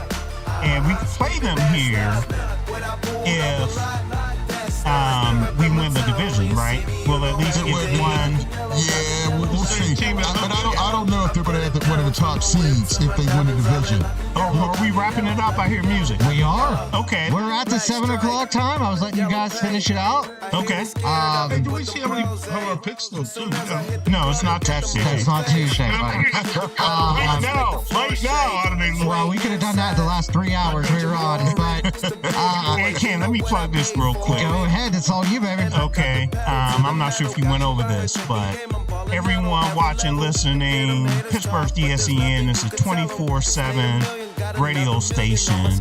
Coming up next is the Quiet Storm. What time is it? No, 7:01. So 7:01. So Jazz is coming on until 8 p.m. And then from 8 to 11 is the Quiet Storm. You want to check it out. You'll love it. Trust me, you'll love it. Spread the word. There's something on every day. Please check out the radio schedule on the website.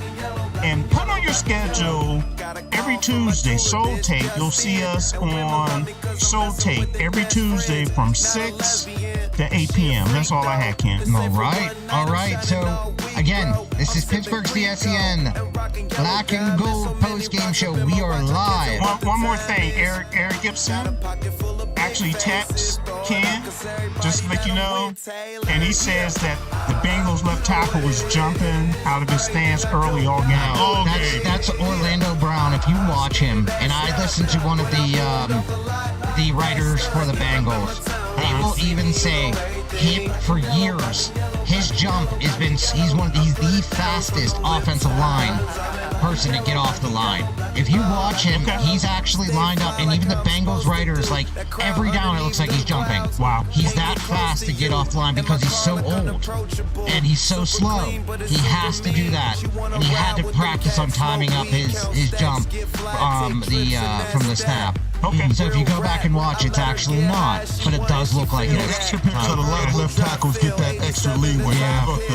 Even I saw Broderick Jones even like a couple times. He was early. I think they give the left tackle a little leeway. That's how it appears on TV. All right, so again, this is Pittsburgh's DSEN. We are at Cloud 33 for our live post-game Black and Gold show.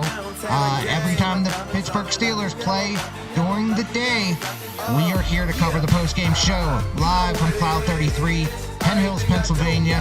Thank you to the owner and the entire crew here at Cloud 33 for opening up this beautiful establishment for us to do this show live. If you're here or around, stop in, say hi to Gene, say that we sent you. Boys, gentlemen, do you have anything to go over, anything to say? JT? Just thank you again for listening, texting in.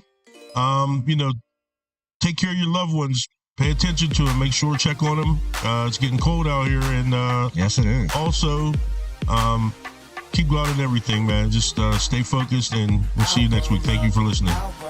Luther. Yeah, hey, once again, a great show. Thank you all for all the listeners, everybody who texted in. Appreciate it. And just what JT said, take care of your family, and everybody have a great week. And to report to you before we sign off, Kevin, do you have anything? Are you good? Just wanted to double check the text. I think that I actually addressed the one text that I had personally, so I think we're good to go there, Ken. Right, and the Browns and the Baltimore Ravens just tied the game at 16. So everyone keep an eye on that, and better pray that the Browns win to keep Baltimore off of our tail. So this is Ken Craig. I'm signing out. Pittsburgh's DSEN live Black and Gold post-game show from Cloud 33. We'll see you on the next show. Peace.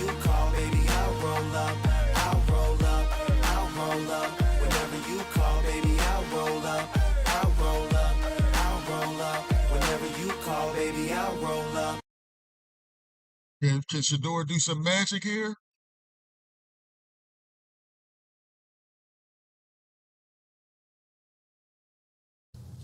Pittsburgh, have you seen our Sunday radio schedule?